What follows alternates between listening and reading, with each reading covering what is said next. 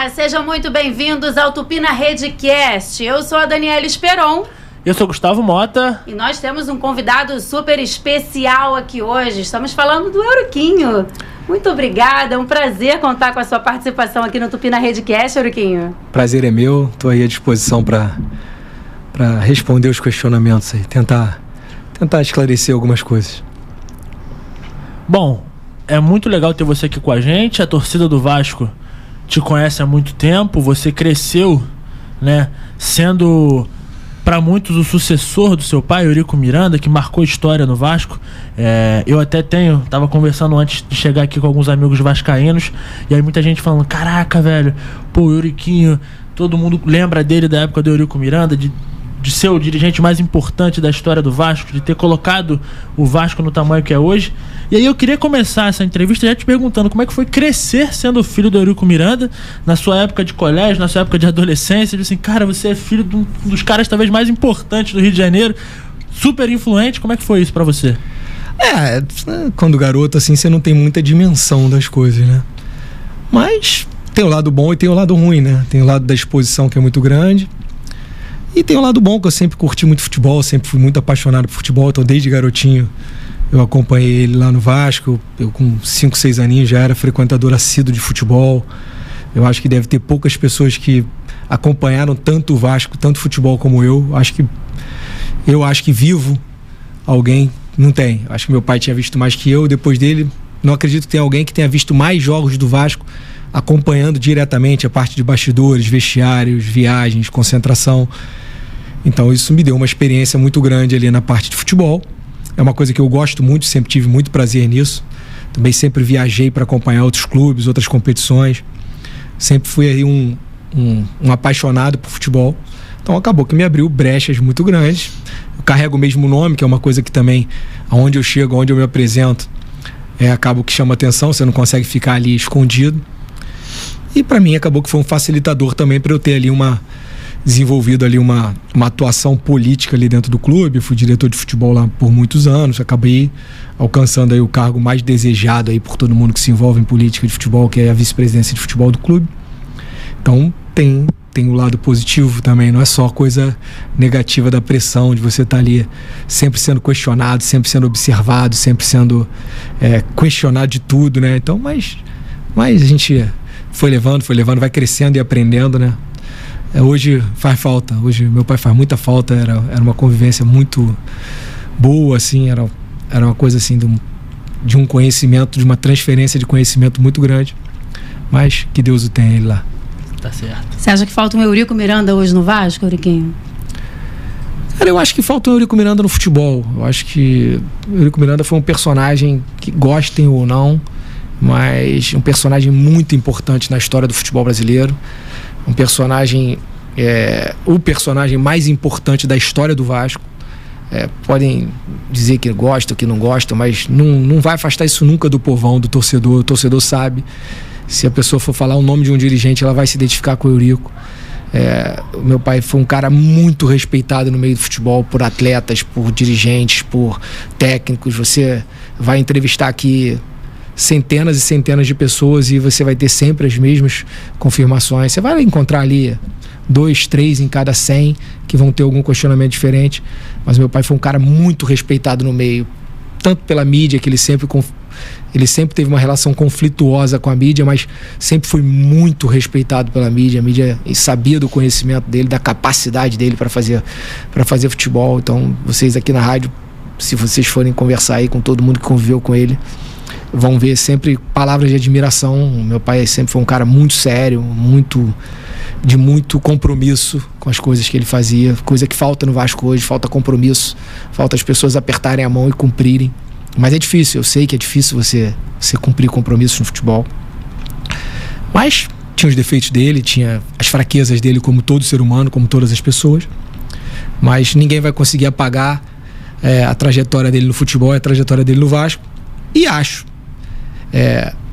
até de maneira triste, que ninguém vai conseguir conquistar o que ele conquistou.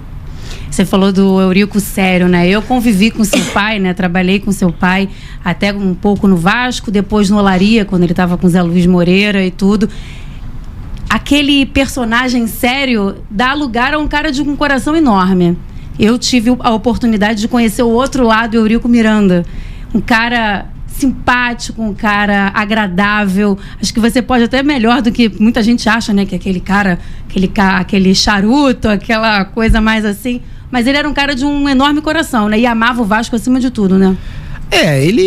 Quem conviveu com ele, os funcionários, as pessoas que trabalharam com ele, se você for entrevistar roupeiros, massagistas, galera de clube, todos os funcionários do clube, eles tinham a imagem do verdadeiro Eurico. Agora, aquele Eurico da mídia era ali um personagem que ele criou até para se proteger, para ser mal, para mostrar respeito, posição, né? Para impor respeito em algumas coisas.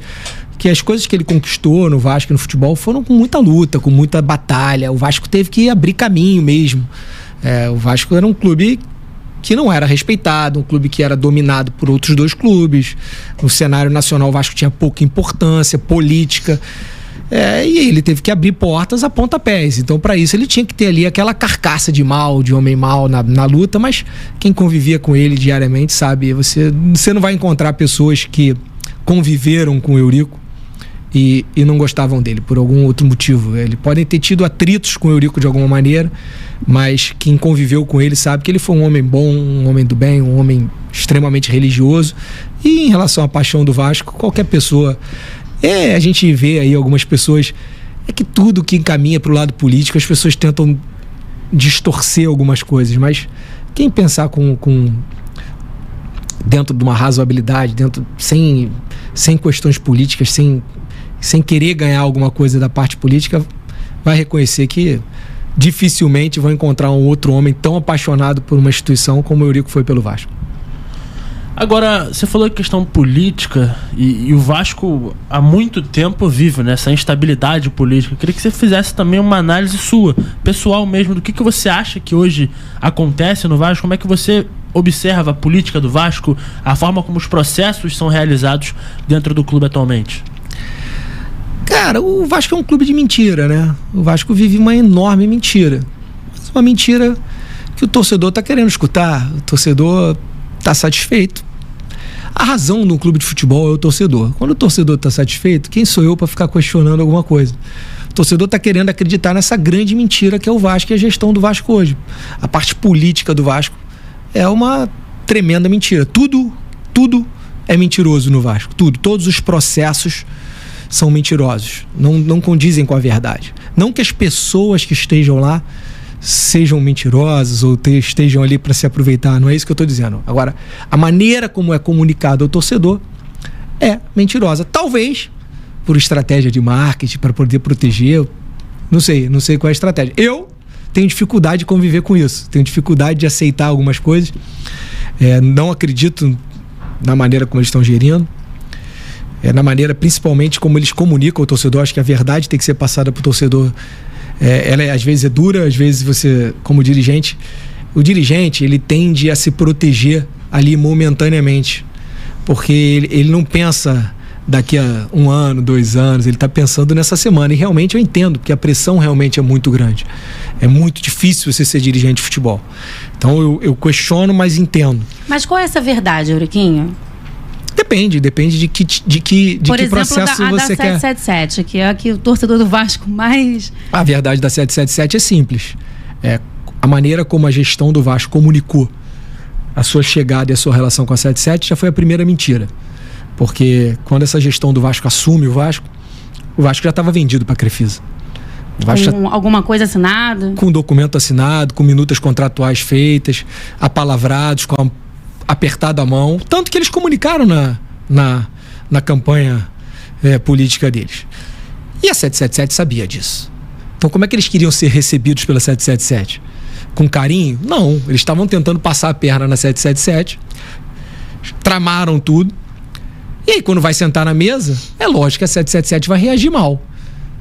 E o que eles comunicaram pro torcedor? Que eles chegaram todos bonzinhos, querendo ajudar a 777, a 777 rechaçou eles. Isso não é verdade, é a primeira mentira de todo o processo. Aí depois,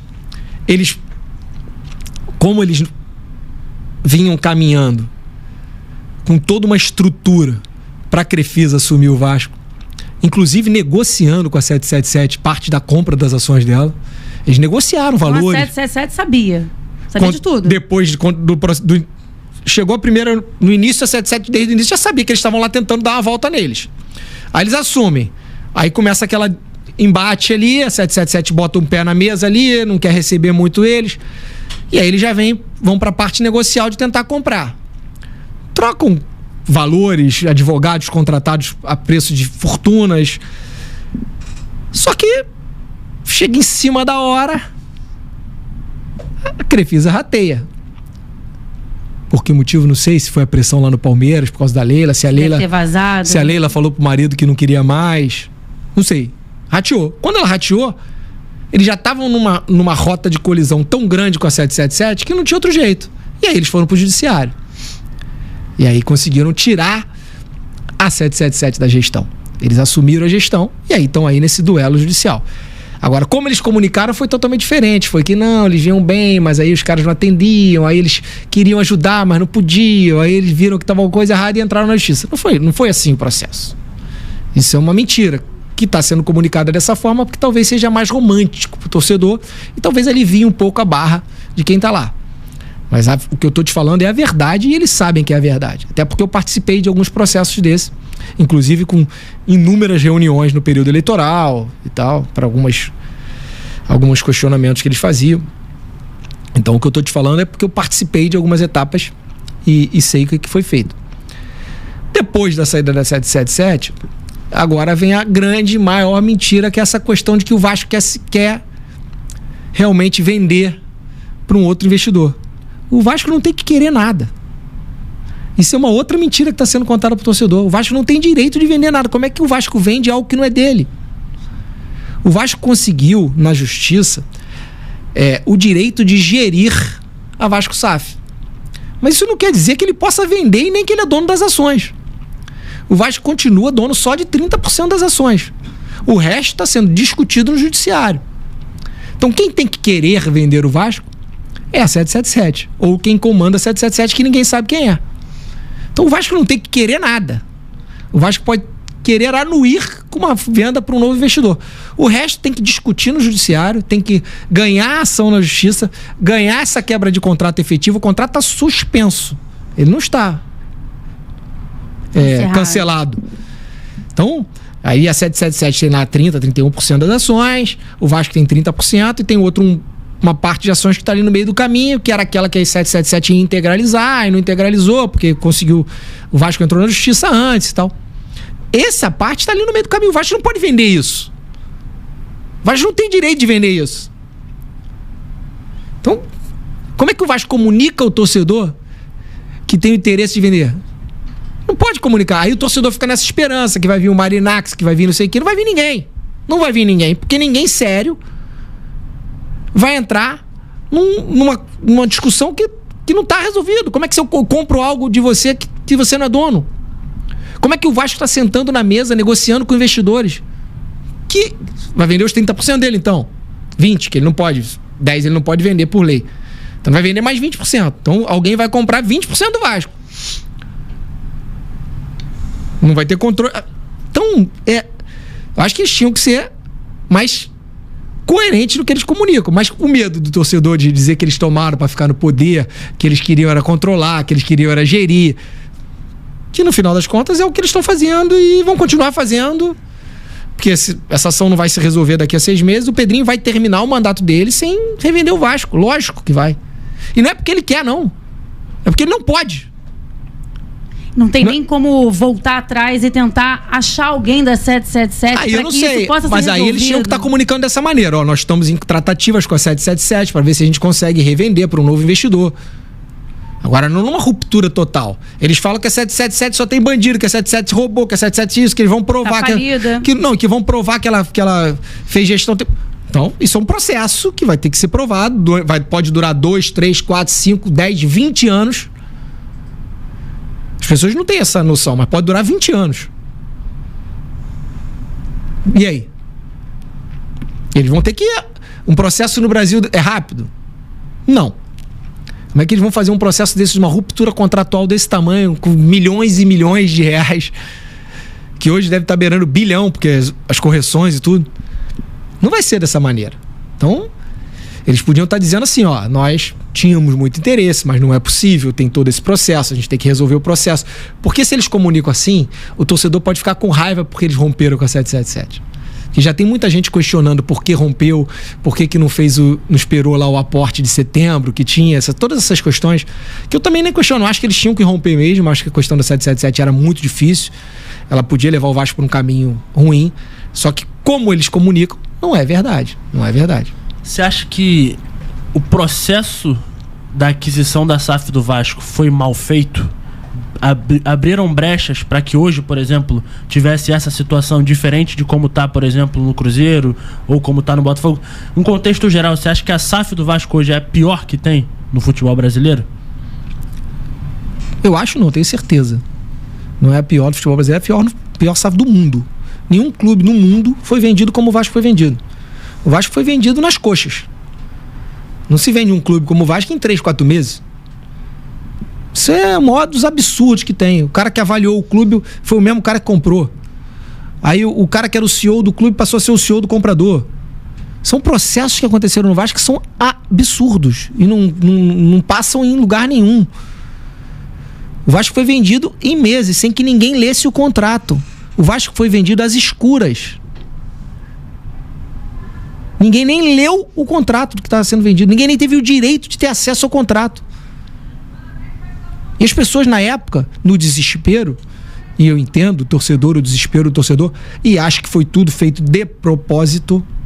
Eu acho que quem estava no poder achincalhou o clube, deixou ser rebaixado, deixou ficar em segunda divisão, para jogar essa pressão, e aí o torcedor comprar a ideia do Vasco ser vendido de qualquer maneira. Assim que foi tudo muito bem tramado, por gente muito inteligente, gente que sabia que Jorge Salgado, não é? Era. E um grupo de pessoas. Então, isso aí é mais uma mentira que a gestão do Vasco conta hoje, que eles iam levantar tudo como foi feito, iam punir, abrir comissões de sindicância. Cadê? O Pedrinho já tá lá quase 2 anos, hein? A gente agora tá entrando em setembro. Ele já tá lá 1 ano e 9 meses. E nada. Você não viu ninguém ser punido, ninguém ser nada, tá tudo... Vai falando, vai passando, ninguém acontece nada. As comissões já estão abertas há mais de 1 ano. Não indicaram nada, não falaram nada de... E não vão falar, e não vão fazer. Por quê? Como que eles vão questionar o processo de venda da SAF se eles participaram do processo? Como que o grupo que está no poder do Vasco hoje questiona o processo de venda se eles estavam no poder? Eles tinham representantes deles lendo o contrato.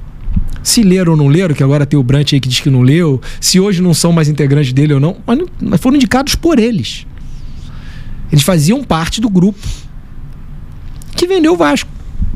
Hoje, dos conselheiros que aceitaram vender o Vasco, tem quase 50 que ainda fazem parte do conselho, pela chapa da Sempre Vasco. Então esses 50 que estão hoje no conselho vão admitir que fizeram besteira lá atrás e vão correr atrás de punição para eles mesmos?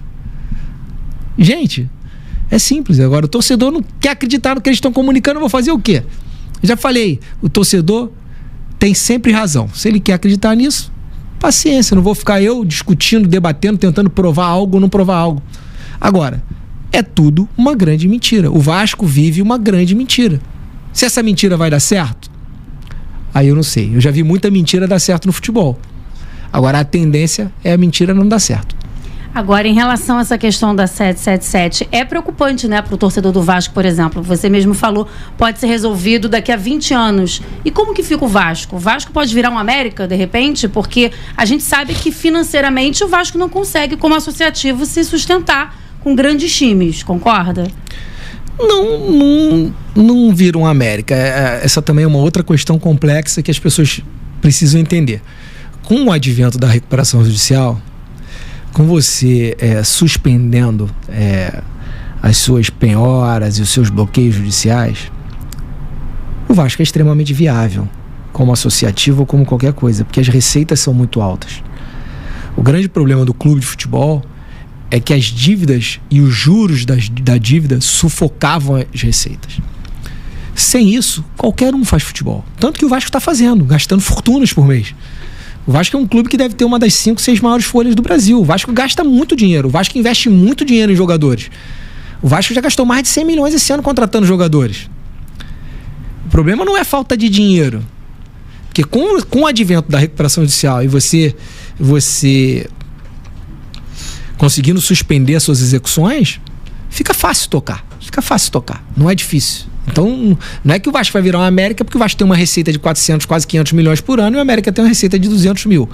Então, com receita de 500 milhões sem ter penhoras, sem ter endividamento, sem ter que pagar os juros do seu endividamento, o Vasco vai tocar, o Vasco pode fazer bons times. O Vasco, se tivesse sido esse ano bem gerido desportivamente, se o futebol do Vasco tivesse sido tocado por gente que conhece futebol, com o dinheiro que eles gastaram, com certeza o Vasco tinha um desempenho muito bom. Eu te garanto que se me dá na minha mão o dinheiro que eles gastaram, o Vasco ia estar brigando por coisa grande.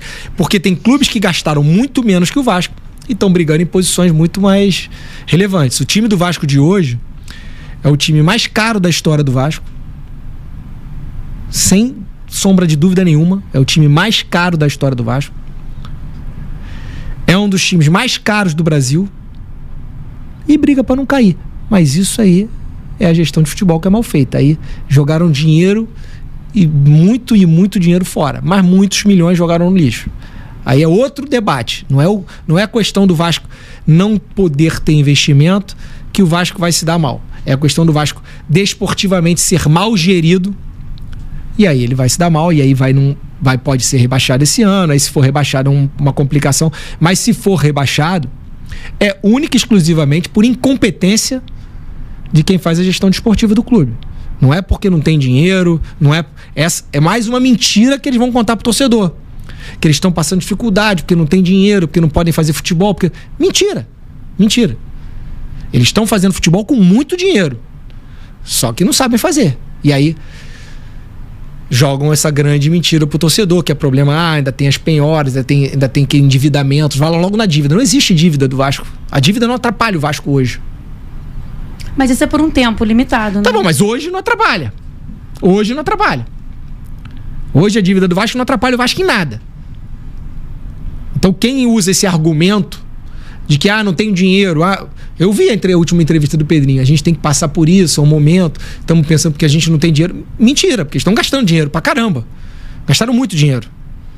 O Vasco no início do ano gastou 50 milhões contratando um jogador, coisa que há muitos anos você não vê o Vasco gastar. Acho que talvez só tenha visto uma vez. O Vasco só gastou 50 milhões no jogador de futebol quando comprou o Edmundo, proporcionalmente hoje.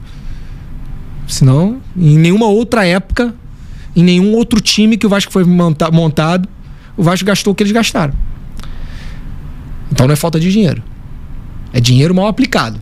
É dinheiro mal gerido. É dinheiro gerido por gente que não sabe fazer futebol. Infelizmente, a grande demonstração que o Pedrinho deu no Vasco é que ele não sabe fazer futebol. Ou não sabe... como é que a gente fala? Qual é a palavra que eu esqueci? Não sabe diligenciar para alguém fazer. Ele toca mal o futebol do Vasco. E isso não quer dizer que ele é mau, que ele é mau caráter, que ele tá ali para roubar, ou que ele é safado, de maneira nenhuma. Eu acho que ele é um grande vascaíno, tá tentando, quer, ele sonha em ter resultados positivos, sofre com resultados negativos, só que infelizmente não sabe fazer e tem uma dificuldade muito grande, que é um outro grande problema dessa gestão do Vasco. Eles não reconhecem que não sabem, eles acham que sabem tudo, eles são a turma do pica-pau, eles são os melhores, todos eles sabem mais, tudo eles são vencedores, só que a bola não entra. A gente não tem como mentir com isso. Já conversou com o Pedrinho? Já tentou conversar? Já conversei com ele uma vez. Tive com ele uma vez depois que ele assumiu de presidente. Quando ele era jogador, conversei com ele diversas vezes, que ele conviveu comigo quando eu era do clube. Só que ali é muita vaidade, é muita dificuldade, é muita gente na cabeça. Não sei nem se o Pedrinho tá fazendo o que ele queria fazer, entendeu? Mas é um grupo de pessoas que quando sentou na cadeira... Primeiro, quando sentou na cadeira, não cumpriu o que tratou. Apertou a mão de algumas pessoas e não cumpriu. Aí usaram a história de que não foi o Pedrinho não tratou. Aquela coisa, né? Você dirigencia algumas pessoas para fazer, aí você aqui por trás, mas eu não tenho nada com isso. Mas quando você bota alguém em seu nome para tratar algo, você passa a ser responsável por aquilo. Infelizmente eles entendem de outra maneira. Eu não entendo assim. Se alguém for tratar de alguma coisa por mim e apertar a mão de alguém lá, essa mão que está apertando é a minha. Mas eles entendem de maneira diferente. E isso vai gerar consequências. Eles têm a teimosia lá com o Felipe, que também não tenho nada contra ele, também acho que ele é Vasco, também acho que ele quer fazer o melhor, mas não sabe fazer. Então, quem não sabe fazer tem que cercar de amigos, de pessoas que... Acho que ele fez isso. Ele confia, ele se preocupou muito em se cercar das pessoas que têm relação pessoal com ele. Mas essas pessoas não é só que não sabem fazer, é pior do que não saber fazer. Porque quando você chega em algum lugar que você não sabe fazer algo e você vê que aquilo deu errado, e aí vou aprender, vou ver como é que faz, vou voltar atrás, vou fazer diferente, vou mudar o rumo disso, vou tentar... Você acaba acertando. Isso é um processo de qualquer pessoa inteligente que chega em algum lugar para administrar alguma coisa. Você chega aqui na rádio para trabalhar, você não sabe tudo como funciona aqui. Se você for colocada para fazer algo, você pode fazer e errar. Aí você erra, vem lá o cara mais experiente, fala para você, não é por aqui, tem que ser por ali. Aí você vai, da próxima vez eu vou fazer. Mas no Vasco eles fazem errado e não aceitam críticas. Você faz qualquer crítica que você faça ao Pedrinho, eles tomam aquilo como se fosse pro lado pessoal, como se você odiasse eles, como se você estivesse falando que ele é ladrão ou que ele tá fazendo... Não! O cara tem que absorver as críticas para tentar melhorar. Mas ali são pessoas que eles são... Tipo assim, eles se colocaram num pedestal de sabedoria que ninguém pode falar deles. E aí, eu até parei de falar, porque eu vou ficar falando, o cara vai levando as coisas pro lado pessoal, tá bom, deixa ele fazer do jeito que ele quer. Só avisei que tem uma coisa que ninguém escapa. Ninguém escapa da bola. Aquela coisinha redonda que roda ali no gramado, ninguém escapa dela. Se você faz errado, insiste no erro, ela vai te cobrar, ela vai te punir. É ela que te pune, não sou eu que vou punir o Pedrinho, não é ninguém. Quem vai punir o Pedrinho, quem vai punir a gestão do Vasco é a bola. E eu espero que ela não puna, porque ela punindo ele vai estar punindo o Vasco. Eu acho que essa sua fala agora ela é bem explicativa, né? Mas assim, você falou a questão de gerir o futebol, né? Se fosse você gerindo lá, teria feito de forma diferente. E aí eu queria até entrar nesse assunto, porque assim, o Vasco tem uma folha salarial muito alta, alguns salários ou na casa do 1 milhão ou bem próximo disso. Como é que você avalia hoje esse elenco do Vasco, a forma como foi montado, a forma como as contratações foram feitas? Você acha que existe só uma falta de realmente qualidade para fazer esse futebol, ou existe uma má vontade, talvez, por uns salários muito acima da média que não condiz com o futebol que o time apresenta? Então, eles pegaram ali uma situação de uma dificuldade grande, que já vinham alguns jogadores com salários muito altos que eles precisavam ajustar. Esse era o primeiro complicador que eles tinham, que realmente a 777 deu uma inflacionada muito grande nos salários em jogadores que não tinham capacidade para receber aquilo, compras de passes por valores muito altos. Então isso ali já era um primeiro problema sério do departamento de futebol do Vasco. Eles tinham que superar isso de alguma maneira, e é difícil, é muito difícil. Isso é uma das coisas mais difíceis que você tem no futebol, quando você tem um elenco muito caro, que tanto que custou caro e custa caro. Ele, além de ter sido jogadores comprados por valores muito altos acima do mercado, eles ganham salários muito acima do mercado. Então, para você administrar isso é muito difícil, porque você não vê saída para isso. Eles até conseguiram algumas saídas muito importantes. Deram sorte na saída do João Vitor, ano passado deram sorte na saída do Léo Pelé. Conseguiram fazer alguns processos assim interessantes. Mas, de uma maneira geral, o grande problema deles no Vasco é que eles não têm convicção. Eles passam esse ar de sabedoria extrema, não aceitam falar com ninguém, mas no fundo, eles não têm convicção de nada que eles fazem.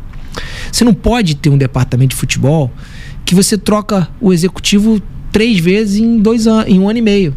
Isso demonstra que você não tem convicção das pessoas que você está botando para gerir. Você não pode botar um gestor do departamento de futebol, que é o cargo mais importante do clube, e você troca de 6 meses. Treinador, você troca de 3 em 3. Falta convicção. Aí você contrata jogador. Aí o Vasco contrata um jogador hoje. Daqui a 6 meses, esse jogador já não presta pra nada. Aí o jogador que não prestava, que você manda emprestado, você traz de volta. As avaliações deles são todas ruins. Eu te dou 15 exemplos de jogadores que eles avaliaram e recuaram. Mudaram a avaliação que eles tiveram. Você não pode, em 1 ano e meio, mudar 15 avaliações de jogador que você faz, você mesmo tá ali analisando. Você não pode analisar que o João Vitor é de extrema importância e 6 meses depois ele não presta. Aí o Ryan não presta, obriga quase o jogador a ser vendido, a aceitar uma proposta de venda do Botafogo, e depois ele vira imprescindível. Aí o Leandrinho uma hora presta, outra hora não presta, empresta. Aí o Luiz Gustavo presta, depois não presta, vende. Aí o Paulinho vai emprestado, não presta, volta. Aí o Barros se empresta no início do ano, de graça, pra depois ir desesperado buscar de volta e ele vira teu titular absoluto. Não tem lógica nas coisas. Você não avaliou bem. Eles não têm convicção de escolha nenhuma deles. Isso é difícil. Você não tem convicção na escolha do executivo. Você não tem convicção na avaliação. Tu acha que os jogadores não sentem isso? Os jogadores sabem que daqui a 6 meses a avaliação deles pode ser totalmente contrária. O próprio Verratti é questionado. O cara vira um ano passado como grande ídolo, grande referência, querem renovar o contrato, aquela briga para renovar o contrato, blá, blá. Passa 6 meses, já não sei se ele aquilo. Caramba! Como é que pode isso? Futebol não pode ser feito dessa maneira. Futebol sem convicção nunca vai dar certo, nunca. É lógico que você erra uma, outra avaliação, você tem que fazer uma mudança de rota ali, algum jogador que você traz e ele não corresponde às expectativas. Agora, depois que o jogador tá lá, que você 6 meses depois avaliou ele, você muda completamente a sua avaliação do 10 vira pro 0? Não pode, isso não existe no futebol. Tua categoria de base toda avaliada de uma maneira... Qual foi o jogador de categoria de base do Vasco que eles tiveram convicção? Desde que eles assumiram? Nenhum. 0. Não pode se fazer futebol assim, cara. Eles estão apostando agora no Ryan porque o treinador chegou e o treinador quis apostar. Aí o treinador sai, o Ryan sabe. Tu acha que o Ryan tá querendo continuar no Vasco ou tá querendo ser vendido? Ser vendido. Eu acho que quer ser vendido. Claro. Ano passado, gente, não tem um ano, tiraram o Ryan de uma semifinal de Copa do Brasil para obrigar ele a aceitar uma proposta de venda. Ninguém falou nada. Eles tiraram o Ryan do jogo do Atlético para ele aceitar ser vendido pro Botafogo. Grupo Eagle, sei lá, sei que porra é essa. Aí 6 meses depois eles querem convencer o jogador de que ele é importante e ele tem que ficar. Pô, o jogador não é otário. O jogador não é bobo. Por mais que ele seja Vasco, goste do Vasco, a família dele seja Vasco, o cara tem que ver o lado dele. Ele sabe que quem tá falando... Ele sabe que o que o diretor tá falando pra ele não é verdadeiro. Ele sabe que não é verdade o que o Vasco passa pra ele de avaliação dele. O jogador não sente verdade. Não vai dizer isso, né? Que ele não vai dizer... Nenhum jogador vai dizer nada contra a diretoria. Ele vai dizer sempre que é 1000 maravilha. Mas no fundo, qualquer um que conviveu, vestiário, que trabalhou com futebol, vê que isso é um processo que nenhum jogador acredita, gente. Aí o treinador... Como é que você tem um time de futebol que você tem lá 5 zagueiros, aí o treinador improvisa um volante de zagueiro. Aí você faz isso um jogo, tudo bem, um jogo, uma alternativa. Aí 2, 3 jogos você improvisando. O que o cara que tá lá de zagueiro no elenco pensa? Eu já sei que aqui tô ferrado. Quando tu for precisar dele, ele vai naquela de... Então, o Lloyd Augusto chegou aqui, que isso é um escândalo, mas eles disseram, confio no jogador, o Pedrinho deu entrevista dizendo que a gente confia, que vocês vão se surpreender. Agora já tá aí, querendo mandar ele embora de qualquer maneira. Caraca! E acertou com o Nuno Moreira, né? O Nuno Moreira não acertou bem, deu certo, tem um jogador que dá certo, outro, mas as avaliações não podem ser assim, entendeu? Você não pode ir pra grande mídia porque essa avaliação que ele fala pra imprensa, ele falou com o jogador, falou com o empresário do jogador. Você não pode avaliar o jogador e 2 meses depois você mudar completamente. Não pode. Ele pode estar passando um mau momento, você pode chegar nele e falar, ó, porra, não dá, pô, você tava muito melhor, agora não dá. Agora, presta, não presta, tem que ir embora, dispensar. Não pode, assim. Isso em nenhum lugar, nenhum clube de futebol é gerido dessa maneira, nenhum. O Vasco é muito inconsistente nas tomadas de decisão. E são pessoas que realmente... Mas também não boto culpa. Também um departamento de futebol que... Primeiro, foi lá o Brax. Cara, eu não tô questionando as pessoas. Deixa eu repetir aqui. Eu não tô dizendo que as pessoas são má pessoas, ou são maus profissionais, ou são incapazes. Não é nada disso. Eles simplesmente são inexperientes pro Vasco. Paulo Brax era 6 meses antes, o cara é advogado de clube na CJD, aí vira executivo de futebol do Vasco. Com que currículo, onde ele passou? O Vasco um clube tão complexo, com toda essa confusão que tem, aí vira do Vasco. Aí o Marcelo Santana nunca tinha sido executivo na vida dele. Não tô falando, não tem nada contra ele, nem conheço. O cara pode ser muito bem, ter estudado bastante, mas não se começa pelo Vasco. O Vasco não pode ser porta de entrada de profissional nenhum. Quem você acha que hoje seria um bom gestor ali, um bom presidente do Vasco? Quem seria a pessoa? Não, presidente? Não sei. Acho que a questão não é ter um bom presidente, é o que o presidente entenda que não é super-homem. Não tem super-homem. Qualquer um que sente naquela cadeira e entenda que não é super-homem, que ele não tem as soluções para o Vasco, que ele não vai resolver todos os problemas do Vasco sozinho, que ele não é um cara melhor que todos os outros, ele não é um enviado de Deus, como o Pedrinho falou. O cara precisa entender isso. Qualquer pessoa que sente naquela cadeira entenda que o Vasco passa por dificuldades enormes, que futebol é uma coisa muito difícil de ser feita, que a exigência do torcedor do Vasco é muito alta, que o Vasco está há muitos anos precisando entregar algo para o torcedor e não consegue, que vem de sucessivos erros de anos após anos. Então que tem que sentar na mesa com todo mundo que for possível, com todo mundo que possa ajudar, com todo mundo que possa aconselhar, somar forças constantemente. Quando você é fraco, e o Vasco hoje é uma instituição fraca, infelizmente, você tem que somar forças. Você tem que somar forças. Então qualquer pessoa que sente ali, qualquer pessoa, pode ser você, pode ser qualquer um, é só sentar ali e entender, eu não sou capaz de resolver isso aqui sozinho. Como ninguém é. Como ninguém é. Não vai existir essa pessoa. Ela vai ter que se cercar de todo mundo. Ali é gabinete aberto. Todo mundo, quem vem, e entender que vai errar, acertar. E agora, corrigir rota constantemente. Quando não reconhecer os erros, é fatal. O Vasco vem seguidas vezes. O Vasco teve os últimos 3 presidentes, caras extremamente... Eles diziam que era o Eurico, que dizia que sabia tudo, que era vaidoso ao extremo. Muito pelo contrário. Uma coisa era o personagem do Eurico. Outra coisa era como o Eurico se comportava. O Eurico recuava, voltava, ouvia, escutava. Você pode escutar aí de todos os treinadores que passaram com ele, todos os executivos que passaram com ele, como ele escutava, como ele conversava. Ele era um cara de decisões firmes, tomava decisões e mantinha as decisões firmes. É totalmente diferente. Agora, ele sempre foi um cara aberto ao diálogo. E o Vasco teve ali Campelo, Salgado e agora o Pedrinho. 3 caras muito vaidosos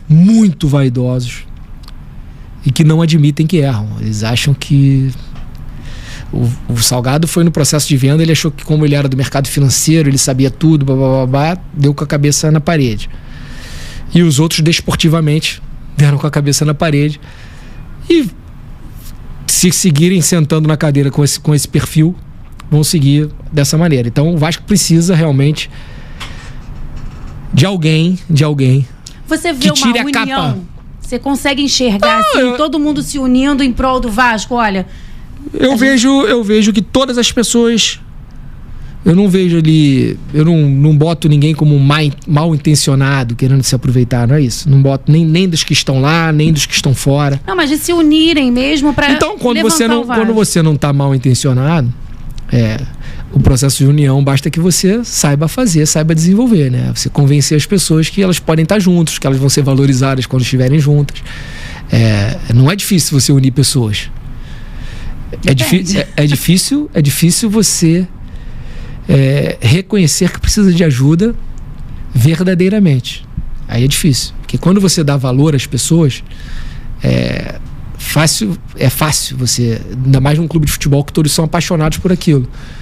Quando você consegue passar para todo mundo que as pessoas têm algum valor, que as pessoas podem, que todos têm algum valor, por mínimo que seja, todos têm o seu valor, do torcedor, do menor torcedor ao não é pelo dinheiro, não é pela capacidade financeira, não é assim que a gente avalia as pessoas. Cada um tem um valor ali que pode te ajudar ali, e num clube, numa situação como o Vasco tá, todo mundo é bem-vindo. Agora é o contrário, você não pode falar que quer as pessoas próximas de você Só que você não valoriza elas. Muito pelo contrário. Então, aí você não vai ter união nunca. Você acha então, a união é simples. Muitos clubes se uniram. Muitas vezes o Vasco já foi pacificado lá atrás em cenários muito mais complexos que hoje. As pessoas não voltam ao tempo, mas quando o Calçada pacificou o Vasco com o Eurico, a guerra era muito maior que essa. Só que reconheceram valores das pessoas. E reconheceram que não eram capazes de fazer sozinhos. Isso é que é difícil. Difícil é descer do pedestal. Mas quem seria essa pessoa? Você acha que você seria essa pessoa que poderia pacificar, que poderia unir todo mundo? Eu não me coloco como eu não posso pregar uma solução e me colocar eu no centro dela. Que aí eu estaria fazendo uma legislando em causa própria, né? Parece que eu tô falando uma coisa, quando eu falo que o Vasco precisa das pessoas e que precisa, nem precisam me falar nada comigo não, fala com os outros, tem muita gente lá, não sou só eu não. Eu acho que eu sou um cara capaz, eu acho que eu sou um cara que tem experiência no futebol, eu acho que eu sou um dos caras de Vasco que tem mais vivência em termos de futebol. Agora eu não tenho eu quero ver o Vasco bem. Eu quero ver o Vasco vitorioso. Se sentar alguém lá que faça o Vasco vitorioso, vai ter meu aplauso. Não tem problema nenhum em relação a isso. Não tem essa vaidade. Eu já consegui chegar no posto mais alto que alguém pode almejar quando torcedor. Eu era um torcedor que cheguei a ser vice-presidente de futebol do clube. Representei o Vasco bem. Acho que nos últimos anos aí poucos fizeram o que eu fiz no departamento de futebol com pouco dinheiro, com recurso nenhum, sufocado por penhoras, com 6 meses de salário atrasado, salário de imagem atrasada, 3 meses de salário atrasado. Consegui aí o melhor desempenho do Vasco nos últimos 12, 13 anos. E acho que vai ser o melhor durante bons anos. Então, me senti realizado ali com o que eu fiz. Eu tive aquele prazer de ter ali. É um cargo muito difícil, é um cargo com muita pressão, que envolve um desgaste familiar muito grande. Perdi muitas coisas estando ali naquele cargo, então não é assim, não é uma coisa que eu falei, aquilo ali já alcancei, não preciso mais, não é mais um sonho. Meu sonho é ver o Vasco bem, é ver o Vasco vitorioso, meu filho, que é um menino, poder acompanhar o que eu vivi de Vasco. Já vivi tudo no futebol. Eu não tenho mais, sempre falar assim, o que você não viveu no futebol? Não sei, eu vivi todas as competições que você possa imaginar, todas as decisões que você possa imaginar, de final de Copa do Mundo a final de Série B, Série A2 de Carioca. Então, não tem assim, Champions League, UEFA, Libertadores, Campeonato Mundial, Interclube, tudo isso eu já vivi, tudo de perto, lá dentro. E fui campeão em quase todos. Vivi o prazer da derrota, o prazer da vitória e o desprazer da derrota em todas essas situações. Não é assim. Agora eu acho que se um dia, eu não vou dizer um dia, as pessoas entenderem que eu posso ajudar, eu vou estar à disposição, porque eu sou mais um vascaíno apaixonado como eles que lá estão. Não tô dizendo que quem está lá não é, não. Nem é mais Vasco ou menos Vasco que ninguém. As pessoas se colocam como sendo mais Vasco que as outras. Eu não sou mais Vasco que ninguém. Eu acredito na vascainidade de todos que estão lá. Acho que estão ali, todos estão sofrendo. Acho que o Pedrinho está lá sofrendo naquela cadeira pra caramba. Só que não acredito nos rumos que ele está tomando. É simples. Eu não acredito que a solução que ele está dando é correta. E também não sou dono da verdade. Pode ser que eu esteja errado. Pode ser que a solução seja certa e o Vasco seja vitorioso. Tomara. Eu fico... o que eu mais torço é pra eu estar errado. A verdade é essa, o que eu mais torço é pra eu estar errado. Você acha que hoje os processos no Vasco são muito individualistas, no sentido de que só o Fernando Diniz decide o time que vai a campo, só o Felipe decide o que fazer com o elenco, só o Admar decide quem vai ser contratado, e só o Pedrinho tenta gerir essa questão de São Januário, de próxima gestão para voltar a ser uma SAF e adquirir ou não a SAF? Você acha que falta todo mundo se ajudar para ser um clube mais forte e deixar de cada um ser o responsável? Se der ruim no time em campo, a culpa é só do Diniz. Se der ruim no elenco, a culpa é só do Felipe. Se der ruim na gestão, a culpa é só do Pedrinho. Você acha que é um pouco disso hoje no Vasco? Cara, eu acho que o Vasco é um clube fechado. Acho que é um clube muito fechado. Fechado ali num círculo de 6, 7 pessoas que decidem tudo e não aceitam nenhuma interferência externa, nenhuma crítica, nenhum conselho. E isso é difícil no futebol. O futebol é muito difícil para se funcionar assim. O futebol não tem uma verdade. O futebol é algo que não tem uma verdade. Não tem uma verdade pro Guardiola, não tem uma verdade pro Ancelotti, não tem uma verdade para quem viveu 20, 30, 40 anos. E você tem que aceitar isso. Não sou eu, quando eu digo que eu tenho experiência de futebol, não quer dizer que eu sei tudo, que eu não sei nada. Ninguém sabe tudo no futebol. Tudo que você sabe pode passar a não valer nada. Você tem algumas convicções que você segue e tal, mas não é certeza de resultado. São muitas variáveis dentro de um elenco de futebol, dentro de uma gestão de futebol, que às vezes o caminho que você toma dentro daquele elenco, com aqueles profissionais, naquele momento do clube, elas não funcionam. Então você tem que tentar outros caminhos. Futebol é um constante errar e acertar, consertar a rota. Você vai com o teu barquinho consertando o tempo todo, para cá e para lá, e para cá e para lá, para tentar chegar lá. É que nem uma regata de vela, que vocês veem que o barquinho fica indo para cá, aí o cara vai, o vento vem para cá, aí ele não vai numa linha reta para lá. Não tem isso no futebol. Não tem uma linha reta. Você não traça essa linha reta. Quem fala que é o famoso planejamento do futebol, o cara chega no final da temporada, aí o time que ganha sempre fez um bom planejamento, né? Ele fala, que fiz um bom planejamento. Os outros todos fizeram um planejamento de titica, porque só um ganha. Todo mundo, o resto planejou errado. Não existe planejamento no futebol. O planejamento no futebol é semanal. Você tem um planejamento estratégico macro, mas ali no dia a dia você vai mudando de estratégia constantemente, você vai mudando de rumo. Porque errou, acertou um jogador. A adaptação do cara, tem todo um lado de grupo, não é uma pessoa só, dá certo, várias darem certo. Às vezes vocês dois são muito bons, mas vocês dois juntos não são muito bons. Isso não é simples assim. São muitas variáveis, tem toda a interferência externa, fator político que interfere no futebol muito ainda no Brasil. Então você tem que saber fazer isso. Às vezes você não consegue atuar bem, aí tem interferência de arbitragem, aí tem interferência de um monte de coisas que você tem que ali desviar. Então não tem.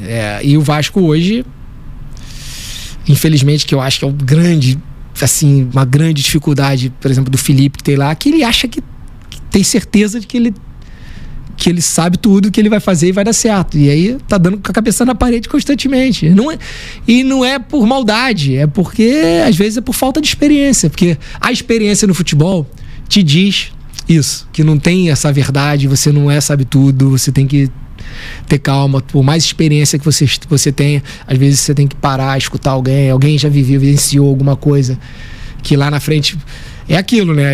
Quando eu falo que eu tenho experiência, é porque vários processos eu já passei de errado e certo, e as coisas foram vendo lá o resultado, e você vai avaliando, da vez que eu fiz assim, o Vasco já fez esse processo aqui e deu errado, ou deu certo, ou já fez dessa maneira, deu 3 vezes errado, então você já avalia de outra forma. Não, mas mesmo assim vamos tentar fazer de novo, porque é o único caminho que a gente tem. Tudo bem, mas a gente já tem aquilo ali já mapeado. O mapa do clube é uma coisa importante e as pessoas não levam isso em consideração. Então eu vejo futebol de uma outra maneira. Eu vejo futebol, o Vasco tinha que ter investido muito num profissional já experiente para aquele setor. Tipo, o Vasco tinha que ter gastado todas as fichas dele no Rodrigo Caetano, por exemplo, antes dele ter ido para a CBF. Eles tiveram chance disso, entendeu? Porque era um cara que já tinha experiência de Vasco, já conhecia Vasco. Ele até, tô defendendo o cara que é meu amigo, é difícil. Mas é um... que não tem um outro profissional assim com muita experiência de Vasco. Então você só tem você tem que investir todas as suas cartas nele. Aí fica barato, entendeu? Você acaba tendo para a categoria de base é a mesma coisa. Agora, eu vejo totalmente diferente disso. Você falou que o Vasco Associativo tem dinheiro para montar um bom time, certo? Você acha que o Vasco poderia ser campeão, voltar a ser campeão, a lutar por cima dentro da receita que tem hoje em dia? Acho, sem sombra de dúvida. Com planejamento, com acho que clubes que gastaram menos que o Vasco foram campeões. O Fluminense é um exemplo disso. Mas no Campeonato Brasileiro de hoje, assim, esse ano, por exemplo, a gente tem o Flamengo... O Fluminense foi campeão há 2 anos atrás da Libertadores, ou 1 ano. 23. 23, Então, e gastou menos que o Vasco. Menos não, muito menos. Menos não, muito menos. Com uma dívida maior que a do Vasco, com uma capacidade de receita menor que a do Vasco. Foi campeão. Soube fazer. Tem que saber fazer futebol. Soube fazer futebol. Lógico, deu sorte. Futebol tem muita sorte. Tem muita coisa que tem que dar certo no caminho. Isso é uma outra variável muito importante do futebol. O futebol é um esporte que você tem uma chance. Então, o cara que é nota 10, ele pode errar essa uma chance. E o cara que é nota 1 pode acertar essa única chance. Então, essa tônica do futebol que é diferente de todos os esportes. Nos outros esportes, o fator sorte interfere muito pouco. No basquete, ele vai interferir muito pouco, porque o cara vai arremessar 20 bolas. Se o cara é melhor, ele vai fazer mais bolas do que eu. Eu posso bater um pênalti e fazer. E o Romário pode bater e perder no mesmo jogo. Você pode ir lá bater um pênalti e fazer, e o Romário pode perder. Só tem uma chance, não vai ter duas. Uma finalização dentro da área, um chute. Você vê jogadores acertando chute de fora da área, que se tu botar pra treinar, o cara que é bom vai fazer 10, vai acertar 9. O que é ruim vai errar 9 e acertar 1. Só que no jogo ele acertou 1. É o que vale. É uma bola. Então isso transforma o fator sorte. Às vezes, um chute que você dê, que é meio centímetro pra lá, de uma distância de 30 metros, você deu um chute. Se ela for meio centímetro pra lá, fora. Meio centímetro pra cá é dentro. Só que, se você fizer isso, se você botar o Felipe Coutinho pra chutar de fora da área 50 vezes, ele vai fazer lá 40 gols. Aí outras vão passar rente, não sei o que. Só que a do jogo pode passar rente. E a do Lloyd Augusto pode ir lá na gaveta. É o futebol. Então o Vasco tem que parar de procurar uma SAF e procurar uma gestão. Seria mais ou menos isso? Porque o Vasco não tem que procurar SAF, o Vasco já é SAF. Tá, mas resolvendo o Vasco já é uma essa SAF. Questão da 777, seja ela ficando ou não, o Vasco precisa, mais do que uma SAF, de uma gestão. Porque, pelo que eu estou entendendo, o associativo, na sua percepção, conseguiria levar o futebol que muita gente achou que não conseguiria. Muita gente fala, se o Vasco não for vendido, se o Vasco não tiver o aporte da SAF, o dinheiro da SAF, ele vai falir. Você não vê dessa forma. Não, o problema não é... Não se pode confundir essa questão de associativo e SAF. Se você botar incompetente para gerir a SAF, vai dar... Ou incompetente no associativo, vai dar no mesmo jeito. O problema é você achar pessoas competentes, tanto na SAF quanto no associativo. Não adianta ter SAF, vai achar a SAF há 3 anos e não dá nada certo. Você bota um monte de incompetente para gerir a SAF. É pior, que ainda gastam dinheiro demais, jogam dinheiro fora. Isso não tem nada a ver com associativo e SAF. É que ficou essa questão do torcedor com muita bronca do associativo e tal. A gente compra esse barulho de que tem que ser SAF, tem que vender, tem que... Tudo bem, até acho que de repente, com o modelo político que o Vasco está hoje, como as pessoas se comportam na política do clube hoje, tem que achar alguém... E esse alguém não está dentro do clube, tem que ser um cara de fora. Se você não tem ninguém lá dentro que você acredite que tem a solução, tem que ser alguém de fora, não tem jeito. Agora, esse cara de fora também não pode ser qualquer um. Não é só com dinheiro que se resolve o problema do futebol. Dinheiro é importante? É importante. Mas a gente tem clubes e mais clubes milionários que não ganham nada. Tem muita gente jogando dinheiro fora no futebol aí. Não é só dinheiro. É saber fazer. Tem que ser um cara que compre o Vasco, que acredite na força do Vasco, na força institucional do clube. E a força institucional, ela existe por quê? Por conta das pessoas que aqui estão. Então o cara tem que trazer todo mundo para dentro dele, para próximo dele. Todas as interferências políticas. Aí tem um cara que interfere no Estado, tem um cara que interfere na cidade, tem um cara que interfere no governo federal, tem um cara que interfere na justiça, tem um cara que interfere na CBF, o cara que interfere na federação, o cara que interfere na arbitragem. Isso é uma gama de pessoas que transforma uma associação numa associação muito poderosa. Por isso que o nome é associação, porque é uma associação de pessoas. Essa associação de pessoas, que são hoje aí 15, 20 milhões de pessoas, elas sim são poderosas. Mas você precisa delas estando do teu lado. Se você se afasta delas, você não é nada. O cara compra o Vasco e se afasta dessa associação de pessoas, ele não tem força nenhuma. Ele não consegue interferir com nada. E é o que o Vasco é hoje. O Vasco hoje é um clube tão dividido, tão repartido, tão bélico, tão que as pessoas não se olham, não se falam, que virou uma instituição frágil. Porque são várias pessoas para remar, para levar a tua caravela. Só que umas remam para um lado, outras remam para o outro, outras remam para o outro, não sai do lugar. Se o cara estivesse lá na cadeira e conseguisse convencer todas as pessoas a remarem numa direção só, o Vasco ia ser campeão fácil. E não é difícil convencer. E o Pedrinho teve essa oportunidade por conta da imagem dele, por conta dele ser uma pessoa que todo mundo gosta, todo mundo tem uma imagem de uma boa pessoa. Só que a vaidade dele não permitiu isso. E aí, ele que vai pagar o preço do insucesso. Agora, Euriquinho, a gente quer saber como é que foi essa tua carreira de Vasco. E para começar, acho que é importante a gente contextualizar. Como é que você entra para trabalhar no Vasco? Como é que você começa essa tua carreira no futebol, de aprendizado, de já dar as caras? Como é que funcionou tudo isso? Então, eu convivo ali no dia a dia desde garoto. Acho que desde ali, quando meu pai assumiu em 86, eu tinha 9 anos. Antes, meu pai já tinha feito parte da gestão quando eu era bem novinho, lá no início dos anos 80. Eu já frequentava ali, mas a partir de 86, quando meu pai virou vice-presidente de futebol, efetivamente, eu passei a acompanhar diretamente o dia a dia do clube. Frequentar treinos, frequentar viagens, frequentar jogos. Isso foi aumentando gradativamente. No início dos anos 90, eu passei a ser ali, com 14, 15 anos, eu ia a todos os jogos do Vasco. Acho que eu, entre 91 e 94, 95, eu não perdi nenhum jogo. Fora de casa, dentro de casa, viajando. Então eu passei a acompanhar muito ali no dia a dia. Eu ia para as concentrações, sábado no jantar na concentração, domingo no almoço na concentração. Gostava de chegar no vestiário, sempre descia nos intervalos de jogos para ver ali a preleção dos treinadores. Então, se me perguntar, eu já vi o que acontece no vestiário no intervalo de jogo, eu já vi com dezenas de treinadores. Todos eles que passaram no Vasco eu vi. Então, todas as preleções deles, como eles interviam, como é que eram ali os... Então, eu passei a ter muita vivência daquilo ali que acontecia. Mas não participava.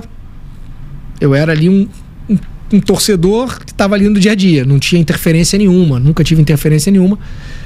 No início dos anos 2000, lá quando meu pai assumiu de presidente, eu passei a ficar mais próximo e tal.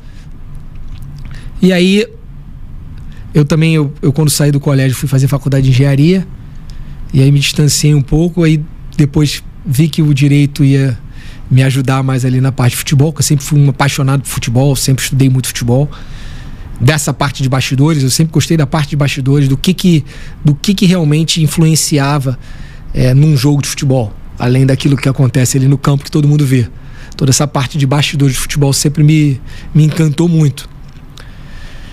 E aí eu fui fazer direito, até porque era um facilitador para mim para isso. Aí em 2002, 2003, eu já formado, passei a ter uma atuação maior ali no departamento de futebol. Já virei diretor de futebol, passei a ser diretor de futebol ali há um tempo, aí participei ali daqueles processos todos ali entre 2003, 2004, ali tinha o vice-presidente de futebol, mas eu era ali, ajudava, estava sempre junto, tal, dividia um pouco de opiniões e tal. Depois acentuou um pouco com a passagem do Renato Gaúcho no Vasco naquela Copa do Brasil. E aí a gente sai do Vasco em 2008. Eu também fiz algumas coisas no futebol, ajudei um pouco lá no Duque de Caxias, fizemos algumas coisas, mas sem muito interesse. Meu interesse sempre foi Vasco. Atuei um pouco em intermediações, em negociações de atletas, mas também nunca tive muito tesão nisso. Meu negócio é a atuação de bastidores de futebol. E aí, quando a gente volta em 2014 para 2015, eu já voltei já numa posição de maior destaque no departamento de futebol. Quando a gente vem para a campanha política, o trato era que o Vasco ia ter um vice-presidente de futebol, que ia ser o Zé Luiz, mas que a tomada de decisão diária ia ser comigo ali no dia a dia. Aí eu começo ali com aquela montagem daquele Vasco, em 2015, quando a gente assumiu, o Vasco não tinha 5 jogadores.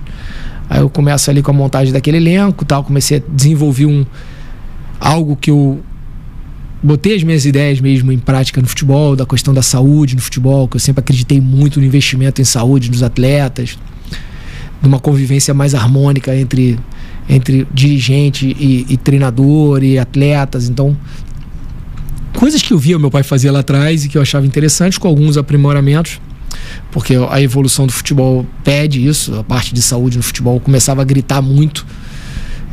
Como eu viajava muito e via muitos outros clubes lá fora como é que funcionavam, e eu via que a estrutura no futebol brasileiro na parte de saúde era muito fraca. Então lá já começa um projeto lá com o Alex Evangelista da gente tentar desenvolver algo de saúde diferenciado. Então, se você pegar minhas entrevistas lá no início, quando a gente volta em 2015, eu dizia que a minha ideia era transformar jogadores nota 4, 5 em jogadores nota 8 na parte da saúde, que era o que eu acreditava que a gente podia fazer, porque a gente não tinha dinheiro. O que eu tenho que fazer? Transformar os caras em máquinas de saúde para fazer com que eles me entreguem mais.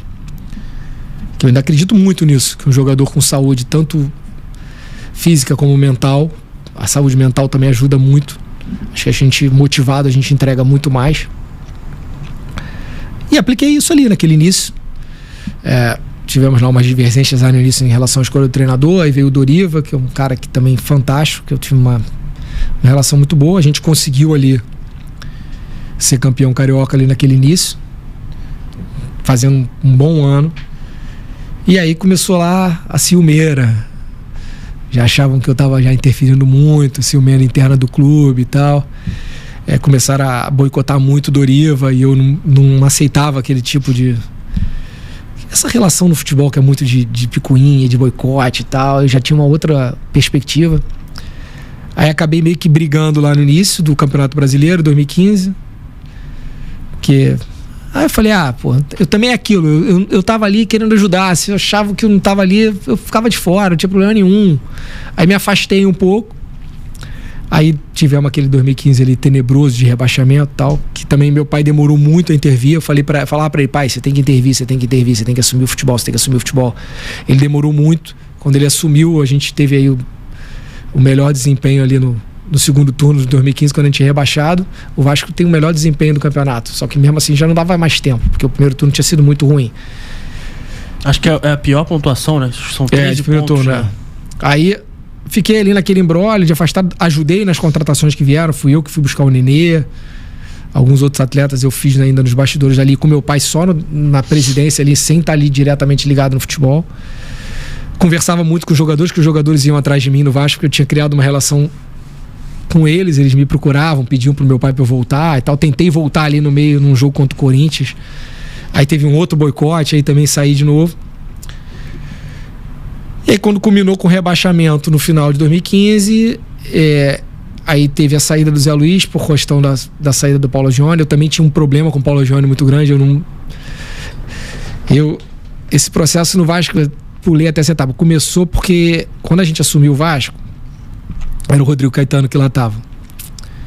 E eu tinha sentado com o Rodrigo e tinha tratado dele continuar. E aí, um dia no Vasco que eu não fui, mandaram o Rodrigo embora. E contrataram o Paulo Gione. E aí aquilo já me incomodou ali no início, já ameacei não continuar. Mas aí, lá, meu pai pediu e tal, as coisas e tal, e continuei lá.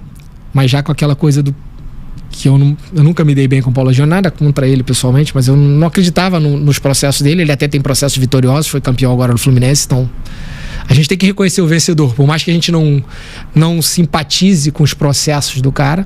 Se o cara foi vencedor, ele tem as razões dele, né? É isso que precisa também ser reconhecido no Vasco por algumas pessoas. A gente não adianta. E aí ficou aquele desgaste com o Paulo Gione. O Paulo Gione saiu no final de 2015 com rebaixamento. Aí o Zé Luiz também quis sair. Até pareceu que eu fiquei no meio disso aí como culpado disso tudo. Aí já queriam no clube que eu assumisse o departamento de futebol em 2016.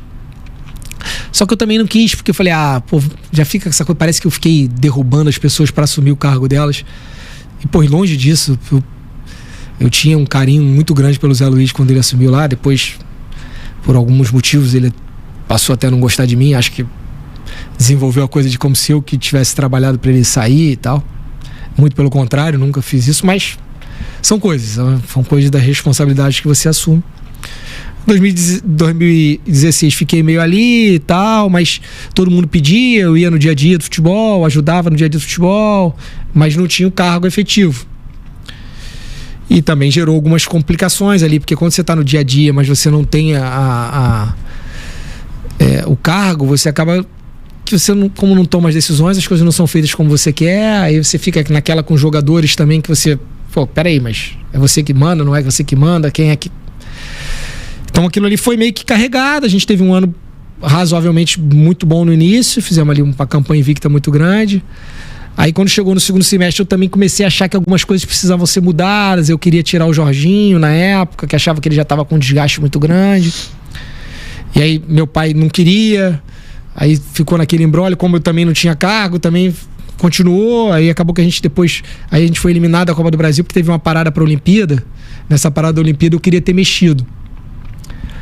Aí, como eu não tinha cargo, eu também viajei, fui pra fora com a família. Aí, não sei se você lembra, na época teve briga, o Rodrigo brigou com o Jordi, o Isaías me ligava desesperado, porque é o Isaías que tava lá. Aí daqui eu não vou resolver, não sou eu, meu pai tá aí, meu pai que ficou meio que acumulando ali.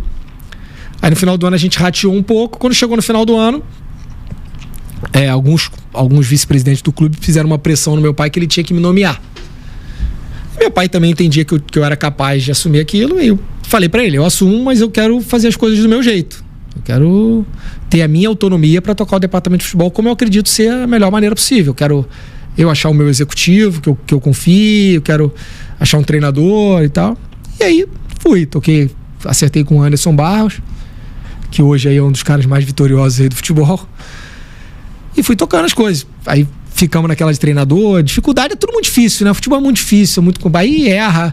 Aí veio logo o primeiro problema lá do escudeiro, presente de Natal e tal. Como é que foi essa do escudeiro? Porque o torcedor do Vasco... Eu pago esse preço, né? Eu era o vice-presidente, eu tenho que assumir, né? Mas não era um preço meu. Na verdade, o Anderson, quando eu contratei, o Anderson falou que tinha um jogador de confiança dele que ele queria trazer, que era o escudeiro. Cara, o Anderson tava chegando. Porra, eu tinha confiado no cara. O escudeiro... Só que ao mesmo tempo o Anderson também disse que o escudeiro não podia carregar esse peso de ser presidente de Natal. Também tem que ser justo com o Anderson.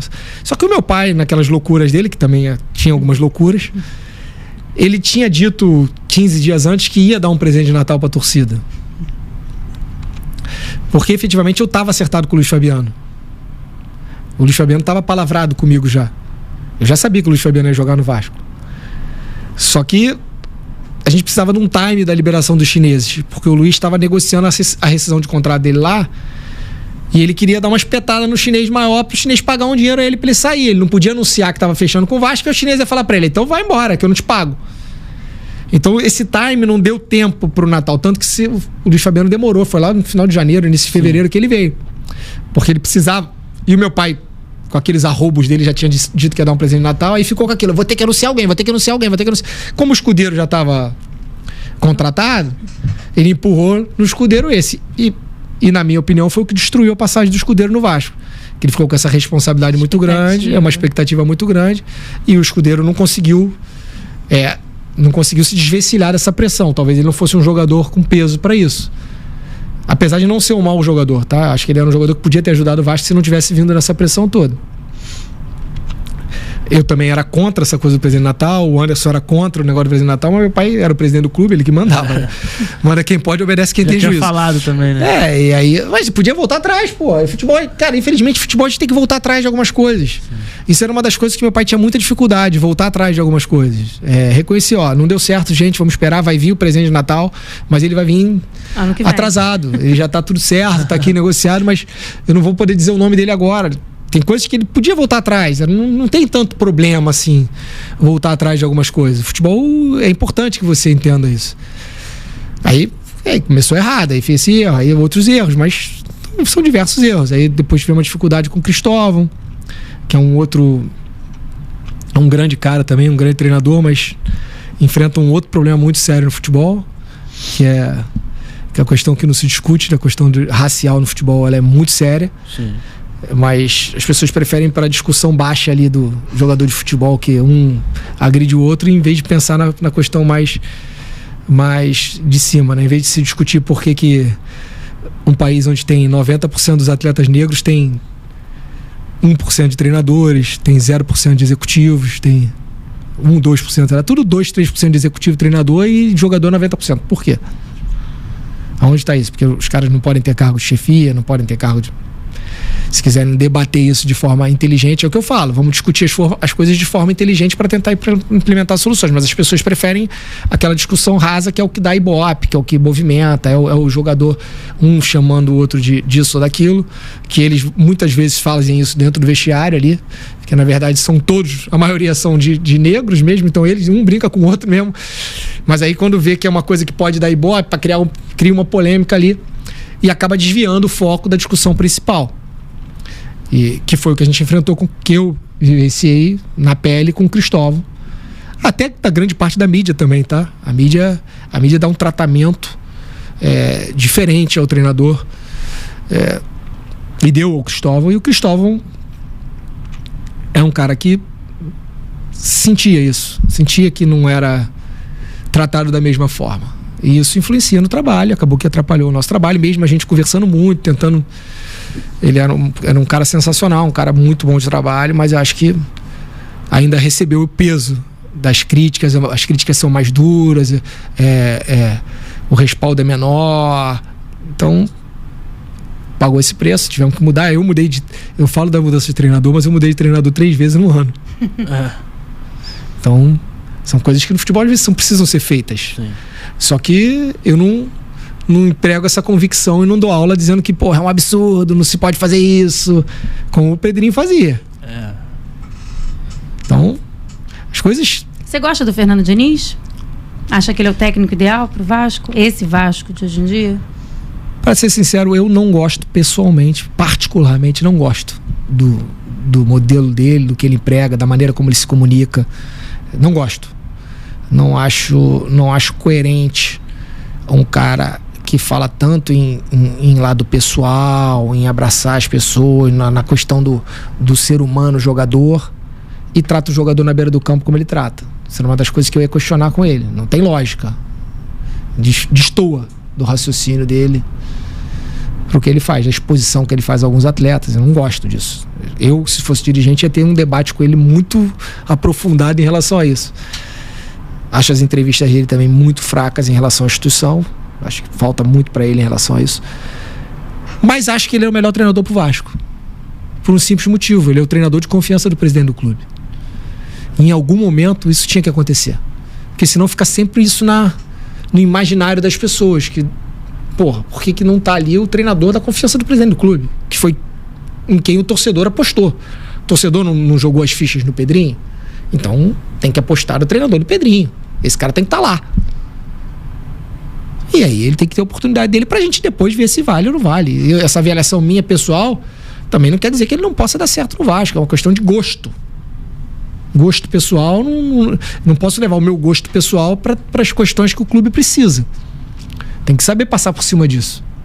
Senão você vai ficar que nem um louco, porque a avaliação do clube de futebol de 20 jogadores, 30 jogadores que estão lá, se a gente for sentar na mesa, um gosta de um, outro gosta de outro. Eu não gosto de todos os jogadores que estavam no Vasco quando eu estava lá. Eu tenho minhas simpatias por um ou por outro, mas eu tenho que entender que pro clube aquele era importante, aquele tem contrato, aquele já veio, aquele tem uma situação meio interessante, aquele outro gosta, aquele o executivo gosta, aquele tá me entregando resultados positivos, mesmo que eu não goste dele. Tem avaliações, tem números, tem tudo que às vezes a gente não é tudo que a gente quer. Não é tudo que a gente quer e nem tudo que a gente pensa ser certo. Não é assim que funciona. As coisas não funcionam dessa maneira. As coisas funcionam que você vai...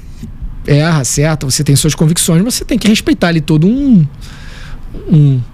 conjunto de coisas que você...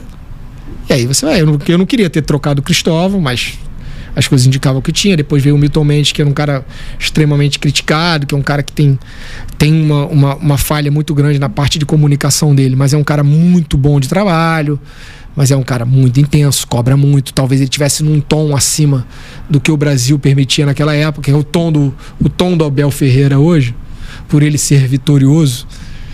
Ele tem esse tom mais agressivo, esse tom de trabalho, esse tom de exigência muito grande, que talvez o Milton Mendes tenha vindo com esse tom, mas no momento errado, no momento que o clube não estava preparado para isso, que outras coisas, fatores extracampo aconteceram.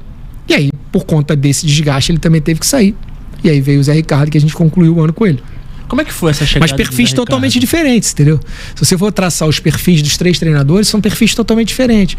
Mas são mudanças de rumo que a gente vai tomando ali. Por isso que eu digo, muitas vezes a gente tem que... O vento tá batendo pra cá, vamos pra cá. O vento tá batendo pra cá, vamos pra cá, pra gente tentar chegar no objetivo final. Felizmente, aquele ano a gente conseguiu chegar. Como é que foi a chegada do Zé Ricardo, essa preparação, esse planejamento com ele?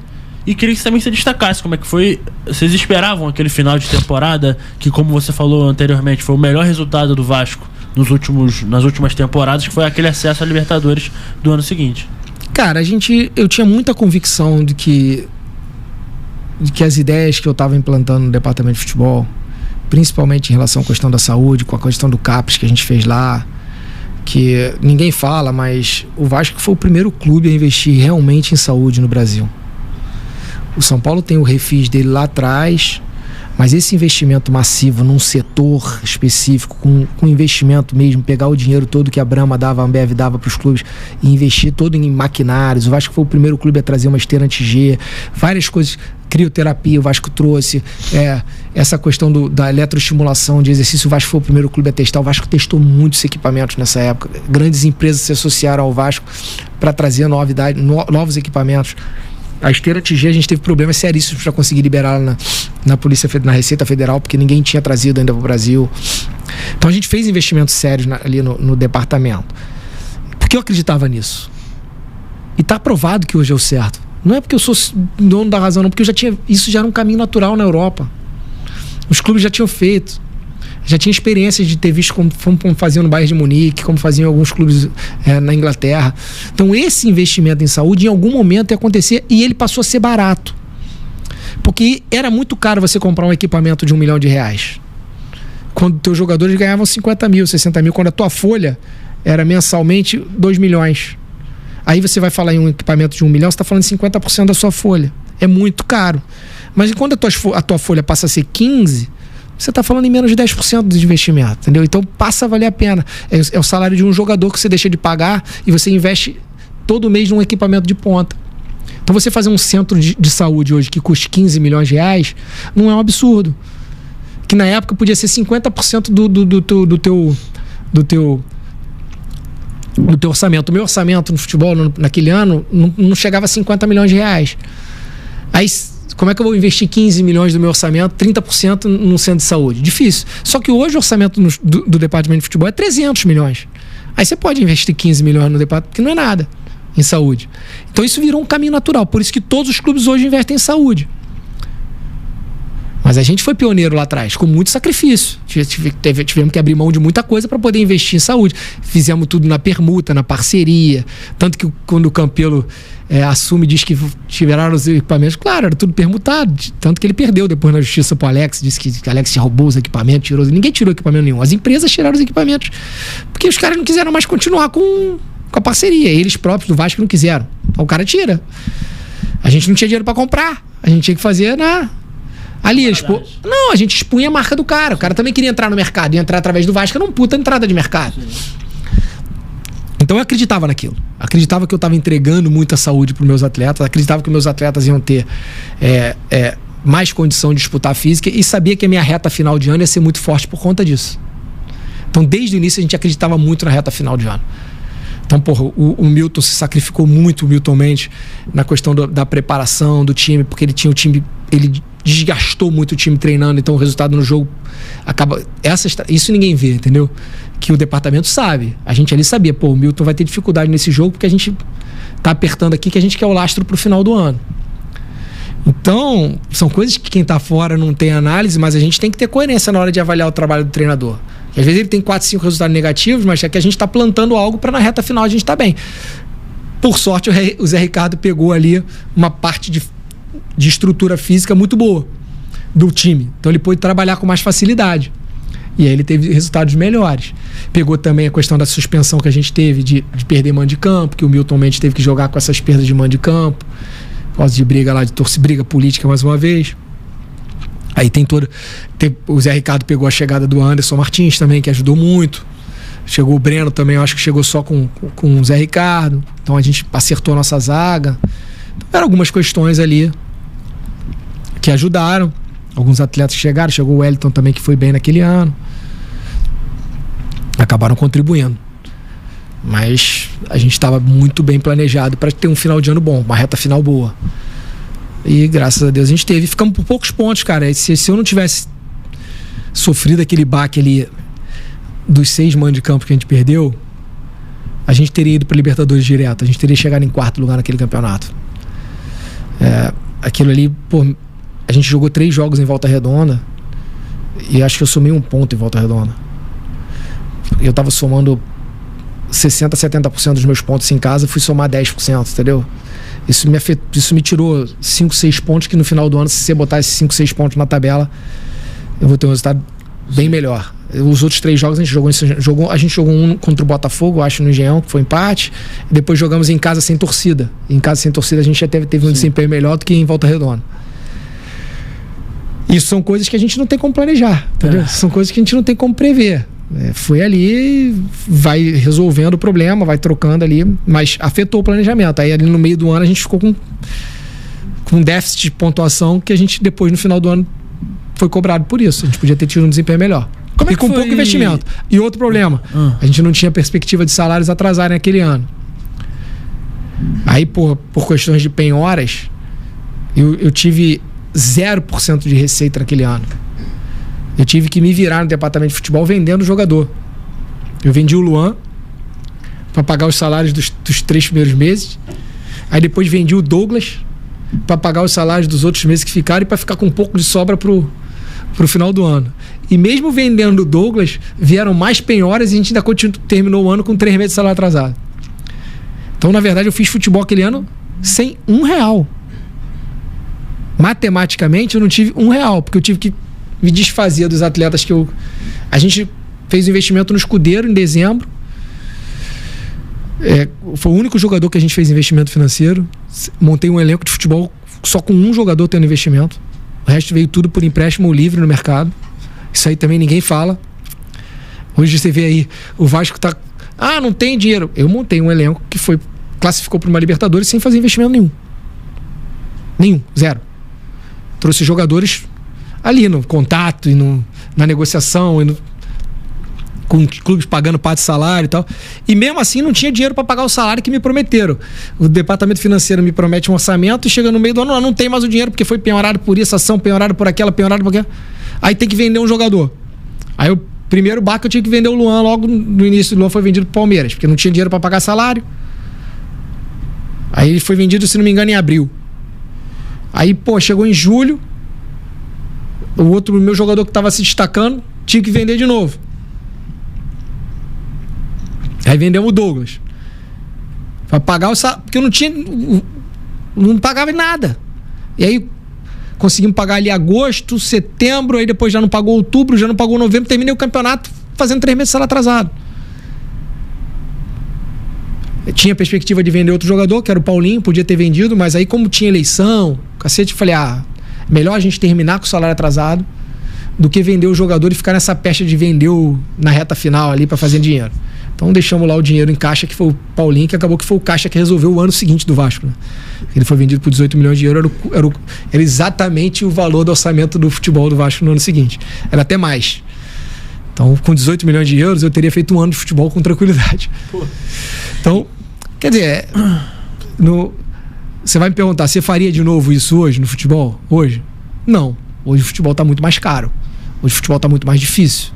Então eu também falar isso, eu fiz futebol sem investir em contratações, em outro tempo. Hoje em dia não dá mais. Hoje, se o cara se propor a fazer isso, ele vai ter muita dificuldade. Então, é mais um atenuante aí para as coisas do Vasco. Tem que gastar dinheiro mesmo, e futebol está muito caro mesmo. Qualquer jogador custa muito caro, qualquer jogador tem muito salário, então você tem que rebolar muito mais, tem que ter muito mais habilidade. Futebol está com muito dinheiro. Os clubes estão com muito dinheiro no mundo, de uma maneira geral. Crescimento do entretenimento, crescimento das cotas de TV, as cotas de TV estão crescendo muito, então tem muito dinheiro no futebol. A questão dos árabes entrando no futebol de maneira agressiva, injetaram muito dinheiro no futebol, muito capital no futebol. E esse capital, quando o cara injeta num clube na Europa, acaba chegando no clube do Brasil, os valores vão aumentando, tudo vai aumentando. Então hoje é mais difícil realmente. Eu falo de um case meu lá atrás, mas não se repete. Então é isso que eu te falo, que as coisas não são... Não tem uma regrinha, não tem Você acha que o Mário Bittencourt vai repetir o case dele no Fluminense? Não vai. Se ele não fizer diferente, tanto que ele tá tentando fazer, tá tentando virar SAF para tentar fazer diferente. Ele sabe que ele não vai. E isso que é a inteligência do gestor. Não é ficar, erra de novo, não insiste naquela coisa que acha que sabe tudo, que não, eu tô certo, uma hora vai dar certo. Não é assim. Eu queria falar com você que a gente não pode passar batido de Vasco e Flamengo, né? O teu pai, por exemplo, foi que acirrou ainda mais a rivalidade de Vasco e Flamengo. Você acha que perdeu um pouco por conta do nível, né, de time ao longo dos anos, em relação ao clássico contra o Flamengo? Perdeu um pouco essa rivalidade? Eu acho que, infelizmente, os dirigentes do Vasco não souberam tratar essa rivalidade bem. E aí... Mas isso já vem desde muito tempo, né? Desde que o Eurico saiu, né? Não é de muito tempo. Porque quando você trata a rivalidade como o Eurico tratava, você elevava o clube ao patamar do outro. E aí isso representa dinheiro, grana. Quando você se coloca numa posição de igualdade com o seu rival que mais recebe dinheiro, você está mais próximo dele de receber o mesmo dinheiro que ele recebe. Era só isso. As pessoas não têm essa... O Eurico não fez isso o caso pensa... E acabava que ele tinha resultado, porque ele sabia, ele motivou isso de certa maneira, que ele passava isso para os atletas, e a parte motivacional, você pode pegar o histórico aí, em qualquer fase da vida do Eurico, qualquer uma que você dividir, você pode pegar, eu quero pegar o Eurico vice-presidente de futebol, eu quero pegar o Eurico presidente na primeira gestão, eu quero pegar o Eurico presidente na segunda gestão, eu quero pegar o Eurico diretor de futebol. Qualquer fase que você pegar, o Eurico tem mais vitórias que derrotas contra o Flamengo. Qualquer fase. O Vasco com dinheiro, o Vasco sem dinheiro. 2015 a 2017, o Flamengo já tinha muito mais dinheiro que o Vasco, e o Vasco não perdeu mais que o Flamengo nos confrontos diretos. Entre 2015 e 2017, o Vasco ganhou mais títulos que o Flamengo e mais confrontos que o Flamengo. Assim como todos os outros seus adversários, como o Botafogo e o Fluminense. Que aí vira cascata. O Vasco com o Eurico, são números. As pessoas podem querer brigar o que for. Com o Eurico, o Vasco tem mais títulos que os seus rivais e mais vitórias que os seus rivais nos confrontos diretos. Em qualquer fase da vida dele. Isso é muito significativo. É muito significativo. Hoje, o Vasco tem muito menos títulos que o rival. Os outros já estão a passos largos querendo chegar perto do Vasco, que é o Botafogo e o Fluminense, às custas de mudar a filosofia, de não acreditar que a filosofia, de não querer reconhecer que a estratégia utilizada pelo Eurico foi vencedora, para não dar méritos ao Eurico.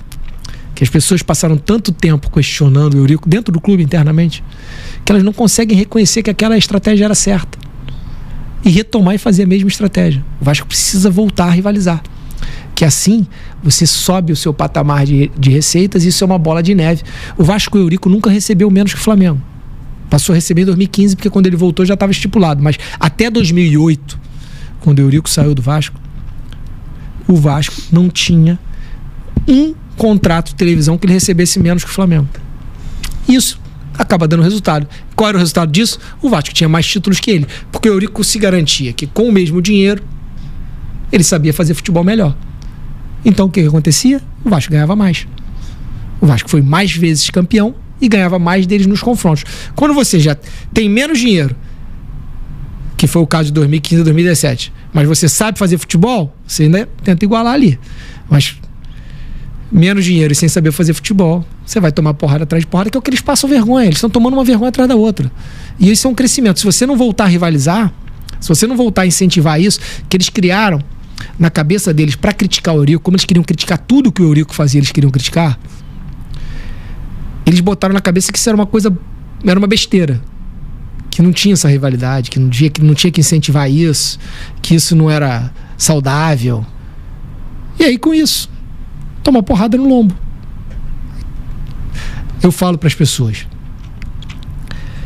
o maior aliado do Eurico é o tempo. Porque o tempo vai passando e as pessoas vão vendo o tamanho da diferença do Vasco com o Eurico e sem o Eurico. Aí as pessoas vão botar na mão, pô, eu não estava certo. Aquele cara, não tem como. Olha aí, que esses caras assumiram, fizeram isso. Eles assumiram, fizeram isso. Eles assumem um atrás do outro. E não vão entregar nunca os números do Eurico. Nunca. Nunca. Ah, mas o Eurico era arrogante, o Eurico era bravateiro, o Eurico... Foi a maneira que ele encontrou para fazer o Vasco vencedor. Você não gostava? Tá preferindo esse. O Vasco bonzinho, o Vasco que não rivaliza com ninguém e não ganha de ninguém também. E a torcida do Vasco é de tirar o chapéu, né, Euriquinho? Então, a torcida continua naquela coisa louca que sempre foi. De incentivar, de apoiar. Só que o torcedor, é por isso que eu te digo que o tempo é meu maior aliado. O torcedor não é idiota. O torcedor, por mais que ele tenha sido convencido lá atrás por um grande processo da mídia de destruição da imagem do Eurico, o torcedor começa a ver, opa, peraí, pô, caraca, já tem 6 anos que o Eurico morreu, o Eurico continua sendo culpado pelos fracassos. Tem uma coisa errada, porque eles conseguiram botar todos os fracassos na conta do Eurico e tiraram as vitórias, né? Esqueceram de... Só que agora eles continuam fracassando e não tem as vitórias. Então, o torcedor deve estar pensando assim, caraca, eu preferi o Vasco com os fracassos do Eurico, mas com as vitórias do Eurico também. E o tempo vai fazendo isso cada vez ficar maior. Cada vez ficar maior. Pra mim também é bom, minha passagem no departamento de futebol, quanto mais o tempo passar, mais as pessoas vão ver que eu fiz um bom trabalho. Por todos os questionamentos que eu fiz, por todas as perseguições que fizeram a mim, de nepotismo, de que eu não tinha capacidade para estar ali, de que eu não era preparado para estar ali. Coisas que se você faz hoje, no Vasco, com os amigos todos do Pedrinho, com os filhos dos amigos dele que eles botaram lá, com os parentes de todo mundo da gestão que tem parentes trabalhando, ninguém comenta nada. Mas quando esses caras que estão lá na gestão me massacraram, era justo. Agora, se eu for comentar qualquer coisa, que absurdo, pô, tá tocando... Teve um lá que falou que eu toquei no nome da irmã. Porra, eles me massacraram durante anos. Aí, porque eu toquei que ele botou uma irmã pra trabalhar, o cara ficou... E eu não falei nada demais. Eu falei numa de uma boa, de falar, tá acontecendo, eles estão fazendo o que sempre questionaram de mim. Mas não tô dizendo que isso é ruim, não. Eu acho que se a pessoa é capaz, ela tem que estar lá. Não quero saber se ela é filha de quem, irmã de quem, prima de quem. É capaz? Tá tudo certo. Eles tinham que ter feito isso comigo. Eles tinham que ter feito. Esse cara que tá assumindo aí, ele é capaz? Então, vamos ver. Ou vamos dar tempo. Se ele não for capaz, a gente critica. Eu não falei numa de criticar. Eu não critiquei eles botarem a irmã, a filha, a tia, o tio, que botaram lá um monte de parente. Não critiquei isso. O que eu levantei foi para as pessoas refletirem do que elas tinham feito em relação a mim e hoje estavam fazendo a mesma coisa. Não pode um cara que me massacrou aí bota o irmão, bota a filha, bota a tia. Como é que é isso? Porque ele, pra mim era nepotismo e agora não é para eles. Então, que eles façam... O que eu pedi é que eles fizessem uma reflexão do quanto eles me machucaram e quanto eles me atingiram e estavam fazendo igual. Pelo menos para eles fazerem essa meia-culpa. Não era para criticar, eu não quero criticar... Longe de mim, você vê que eu insisto em falar, longe de mim de criticar pessoas. Eu não miro alvo em pessoas. Eu miro alvo em atos de gestão. Principalmente da parte de futebol, que eu acho que eu conheço um pouco. Então eu miro em atos de gestão. Porque eu não quero fazer com eles o que eles fizeram comigo. Eu era ladrão, eu era safado, eu era incapaz, eu era tudo possível. Eles não criticavam meus atos, eles atingiam a minha pessoa, atingiam o meu caráter. Eu não vou fazer com eles o que eles faziam comigo, mas eu vou alertá-los para eles pelo menos pensarem que eles fizeram não foi legal, que alguém podia estar do lado de cá fazendo igual com eles. Eu podia estar do lado de cá falando das barbaridades do Pedrinho que eles falavam de mim. E eu não ia pro microfone dizer, não, mas eu tô aqui, mas eu sou Vasco, eu tô aqui pelo Vasco. Eles não pensavam assim quando me agrediam. Agora eu tenho que pensar assim do Pedrinho, porque ele é Vasco, ele é do bem e tal. Eu também era uma pessoa de bem. Eu também era Vasco. E aí? Mas eles que estão lá na cadeira fizeram comigo. É só isso que eu pedi, uma reflexão em relação a isso. E é isso que o Vasco precisa fazer. O Vasco eles adotam práticas que eles massacravam antigamente, sem fazer no mínimo uma meia-culpa em relação a isso. Euriquinho, tem um assunto que a gente queria abordar, e eu acho que também está interligado com tudo isso, que foi aquela situação da eleição de 2018, que é... 2018 ou 2017? Que é da urna 7. 17, que 17. Depois foi em 18. Foi 18. E depois eu também queria que você abordasse essa situação com o Campelo, que ele era adversário do seu pai, depois ele vira parceiro na eleição. Como é que foi todo esse imbróglio? O que você lembra dessa situação toda? Então, eu, na verdade, participei diretamente desse acordo para eleger o Campelo lá na Lagoa, né? Tenho essa mancha aí no meu currículo. Às vezes é que eu te falo, às vezes eu já repeti aqui mais uma vez. Muitas vezes a gente erra. Tem que reconhecer o erro. Esse processo, acho que foi no Vasco, o processo que eu mais me arrependo de ter participado. E eu participei efetivamente. Na verdade, se o Campelo foi presidente do Vasco, eu sou um grande culpado disso. E me arrependo muito disso. Que acho que a gente já teria apagado alguns fantasmas. Mas na época, fiz uma avaliação errada. E participei desse processo. Foi um processo que a gente enxergou uma ruptura na chapa adversária. E não tem nada de golpe, isso não teve golpe nenhum. Foi voto. A chapa é eleita no Vasco, 120 pessoas. As 120 pessoas, eles eram divididos, eles se uniram sem base nenhuma, eles se uniram só para tirar o Eurico, não tinham projeto nenhum. E quando nos procuraram, viram a possibilidade da gente apoiar uma ruptura, e eu encaminhei esse apoio para a ruptura. E o Campelo foi eleito lá na Lagoa por voto. Teve mais voto que o outro. O Brant, infelizmente, foi inábil,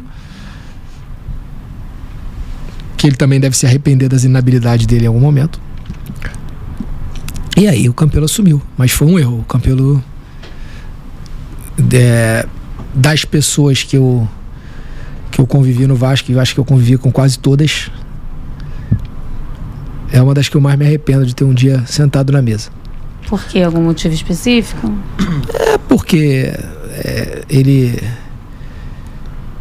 não cumpre o que trata. Só isso. E aí desvirtuou tudo que foi pensado pro Vasco, e as consequências pro Vasco de hoje aí começaram lá atrás.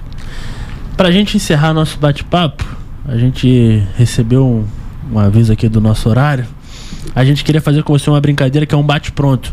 É uma resposta mais curta que vem à mente quando a gente faz a pergunta, e aí você vai respondendo uma atrás da outra pra gente conseguir fazer essa brincadeira com você. E aí, pra começar, um jogo histórico. Vasco Palmeiras. Mercosul? Essa é histórico mesmo. Maior rival? Flamengo. Qual camisa você prefere, a preta ou a branca? Depende do ano, depende do modelo. Tem vezes que eu gosto mais da preta, tem vezes que eu gosto mais da branca. Essa de agora eu gosto mais da preta, por acaso. Um treinador que você gostou de ter contratado ou de ter trabalhado junto? Eu gostei de muitos, mas o treinador que mais marcou a história do Vasco, e o que tem que ser reconhecido por isso, é o Antônio Lopes. Agora, um jogador que te marcou muito, seja pelo futebol dele ou por tudo que permeava esse atleta? Cara, as minhas avaliações de jogadores, elas passam distante das avaliações do torcedor, né? Porque eu convivia com os caras ali, passa a ser uma coisa mais de relação pessoal do que o cara entrega no campo, né? Eu não avaliava ele pelos gols que ele fazia, né? Eu avaliava ele como pessoa, pelo convívio que eu tinha com ele. Então, tem vários jogadores que eu tenho grande admiração. O primeiro jogador, assim, que mais me impactou, assim, quando eu era jovem, que eu tinha uma admiração em grande, era o Mauricinho. Foi o primeiro cara, assim, que me marcou, porque eu gostava de conversar com ele, ele ficava ali na resenha comigo. O Roberto, no início, também era um cara que sempre foi um cara muito fechado, que falava muito pouco. Era um cara, tipo assim, parece aquele Soares, aquele marrento antigo, cara. E comigo ele era diferente, eu era garotinho, ele brincava muito comigo, vivia dando peteleco na minha orelha, me provocava. Então tem caras, o Hernani me marcou muito. Participei também muito dos processos do Edmundo e do Romário no Vasco, das idas e vindas, das brigas de lá e pra cá. Então são dois jogadores que também me marcaram muito por essa questão mais da parte de dirigente ali, das confusões, dos embates ali no dia a dia. São vários atletas. E o Rodrigo agora na reta final, nessa minha última passagem, foi um jogador que mais, se eu tivesse pagado por passagens, assim, na minha última passagem, o jogador que mais me marcou foi o Rodrigo, e até tive um desfecho ruim com ele ali na gestão ali, na minha gestão ali, até foi uma coisa que eu também, é uma das coisas que eu me arrependo, foi na condução do processo da saída dele do Vasco. Tem uma que você citou aí agora e era a próxima. Edmundo ou Romário? Cara, o Romário é um cara muito mais próximo da minha família, muito mais próximo de mim. O Edmundo entrou num embate político muito grande, que eu acho que só é ruim para ele. Esse desgaste da imagem do ídolo na política é muito ruim para um clube. Eu acho que um dos problemas do Vasco foi que seus grandes ídolos, eles se envolveram demais na política, e a política acaba te trazendo um desgaste que não tem como, é inerente ao cargo. Todo político vai sofrer desgaste, e o ídolo não deve sofrer desgaste. Quando o ídolo se confunde com o político, ele sofre um desgaste que ele não precisava ter. Então o Vasco desgastou os seus ídolos, o Vasco acabou sem ídolos, porque o Roberto morreu com grande parte da torcida rejeitando ele pela parte política dele, infelizmente. O Edmundo hoje é rejeitado por grande parte das pessoas pelo envolvimento dele na política. Então eu acho que o Pedrinho também vai ser um dos caras que vai se terminar rejeitado por grande parte das pessoas pela questão da política, assim como o Felipe também está sendo por isso. Então, se fosse ter que escolher entre um e outro, eu não, sem sombra de dúvida, eu tenho que escolher o Romário, até pelo comprometimento dele com a minha família, com meus irmãos, com a minha mãe, com meu pai, que foi muito maior do que o Deus do mundo. Mas é uma análise de pessoal, não é uma análise de torcedor nem de dirigente de clube. Um jogador que você gostaria de ter visto com a camisa do Vasco? Se eu gostaria de ter visto com a camisa do Vasco, eu não tenho esses amores por jogador de futebol, cara. Eu não vejo um jogador de futebol como algo tão diferente como as pessoas veem. Eu enxergo o jogador de futebol de uma maneira totalmente diferente. Eu acho que tem caras... Eu acho que a diferença é muito pouca entre um cara que você avalia ele como sensacional e um cara que você avalia ele como pangaré. É muito pouca. Ela dá pra você... o que me encanta é interferir nesse caminho, entendeu? Nessa transformação do cara. Legal. É porque o jogador de futebol, a pressão em cima de um jogador de futebol, no Brasil principalmente, é algo assim assustador. Em cima de jovens, na maioria das vezes com uma formação educacional, cultural e uma estrutura familiar péssima, que sofrem pressões de caras, de CEOs de grandes empresas, não sofrem. E isso, o efeito disso é extremamente impactante. Então, o que vai diferenciar realmente um jogador do outro é o quanto ele é afetado por isso.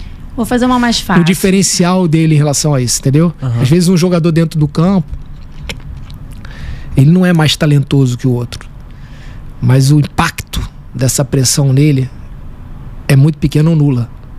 Um dos exemplos maiores disso é o Romário. O impacto da pressão externa nele é zero. Então os grandes gênios do futebol são os caras que o impacto da pressão externa é mínimo. E o que o dirigente tem que fazer no dia a dia? Diminuir esse impacto. Eu vou fazer uma mais fácil, Euriquinho. Pra gente finalizar, queria que você deixasse um recado pro torcedor do Vasco. O que você hoje pode dar de recado pro torcedor vascaíno? Sem ser dias melhores virão, hein? O torcedor, no fundo, o torcedor tem sempre razão de tudo, né? A razão do clube de futebol é o torcedor, é a emoção e a paixão do torcedor. O dirigente de futebol, ele tem que entender isso. Que a razão de tudo é a paixão. A razão de tudo é a paixão. O futebol no Brasil, você fala profissionalismo e cara, gestores disso, gestores daquilo, pode ser o gestor que for, se não entender que aqui é diferente, como impacta na vida das pessoas. A minha grande paixão é saber que eu estava gerindo um clube que estava interferindo realmente na vida das pessoas, e o quanto ele impactava na vida das pessoas, e quanto ele era importante para as pessoas. clube de futebol no Brasil é algo muito importante. É algo que dá esperança para as pessoas, algo que dá perspectiva, que dá alegria. É muito sério, é muito sério. E o futebol no Brasil não é tratado com a seriedade que deveria ser por conta disso, por conta do impacto na vida de toda a população. O futebol no Brasil tinha que ser política de governo, porque nada impacta mais na vida do brasileiro do que o futebol. Nada. E o que eu digo pro torcedor do Vasco é que o Vasco é uma potência absurda, que o torcedor mesmo não tem a dimensão do que esse clube representa, do tamanho desse clube, da força desse clube, da força dessa instituição. Então a gente nunca pode imaginar que não tem solução, que a solução ela vai acontecer quando a gente menos esperar. É um rolo compressor. É uma força tão grande que quando isso é como se tivesse que tirar um trem do lugar. É muito difícil você botar o trem para andar, mas quando ele começa a andar e quando ele ganha velocidade, você não para mais ele. É assim que são as coisas. E é isso que é um clube de futebol como o Vasco, uma instituição como o Vasco. Então, um estalo vai acontecer em algum momento, as pessoas vão abrir a cabeça delas, vai aparecer alguém. A história diz isso em relação a todos os clubes de futebol. O futebol no Brasil é muito cíclico. Grandes times viveram grandes fracassos e grandes fracassos se transformaram em grandes vitórias. É assim. É você saber acreditar que aquilo pode acontecer. E para você acreditar nisso, você tem que acreditar principalmente na força da instituição que você torce. E o Vasco é de um tamanho e de uma força inimaginável. Então, basta acreditar nisso, basta acreditar no poder que essa instituição tem, que aí você vai entender que lá na frente as coisas podem acontecer de outra maneira. Obrigada, Euriquinho, foi ótimo o bate-papo. Muito bom, né, Gustavo? Muito bom, conseguimos elucidar algumas situações que passaram pelo Vasco, que o torcedor às vezes não tinha muita noção. E eu acho que é importante também a gente abrir esse debate, né, Dani? Com certeza. Obrigado. Espero que você venha numa próxima aqui para contar mais histórias e o Vasco numa situação melhor, viu, Euriquinho? Eu agradeço, é um prazer sempre falar de Vasco, falar de futebol. Eu tenho paixão por isso, paixão por Vasco e por futebol. É uma coisa que realmente me motiva a discutir. Debater com serenidade, com tranquilidade, reconhecendo que todos nós erramos e acertamos, que todos nós somos frágeis. Eu sou uma pessoa extremamente frágil, não tem, como todos são, todos têm seus defeitos, têm suas fraquezas. Agora, a gente precisa ser grande. Na verdade, você ser grande é você ter a capacidade de debater, reconhecer erros, mudar rumos, entender que as pessoas, todas elas têm o seu valor, cada umas mais, outras menos, umas para uma coisa, outras para outras. Ninguém é melhor que ninguém veio aqui nesse mundo para ser superior a ninguém ou mais que ninguém. Tenho mais habilidades em algumas coisas, menos em outras, como você tem, outras pessoas têm. É assim é a vida. A vida é assim. E no clube de futebol não é diferente disso. Não vai ter essa. As pessoas falam muito do Eurico, do Salvador, do não sei o quê. O Eurico também era uma pessoa normal, com as fraquezas como outras quaisquer, mas era um cara apaixonado que encontrou um caminho que foi vitorioso, graças a Deus, pro Vasco, pra felicidade dele, e em alguns momentos não foi. E basta que as pessoas reconheçam o que foi feito de bom e o que foi feito de ruim, não repitam o que foi feito de ruim, repitam o que foi feito de bom. Isso serve para qualquer um. Tá certo. Fechando mais um episódio do Tupi na Redecast. Até uma próxima.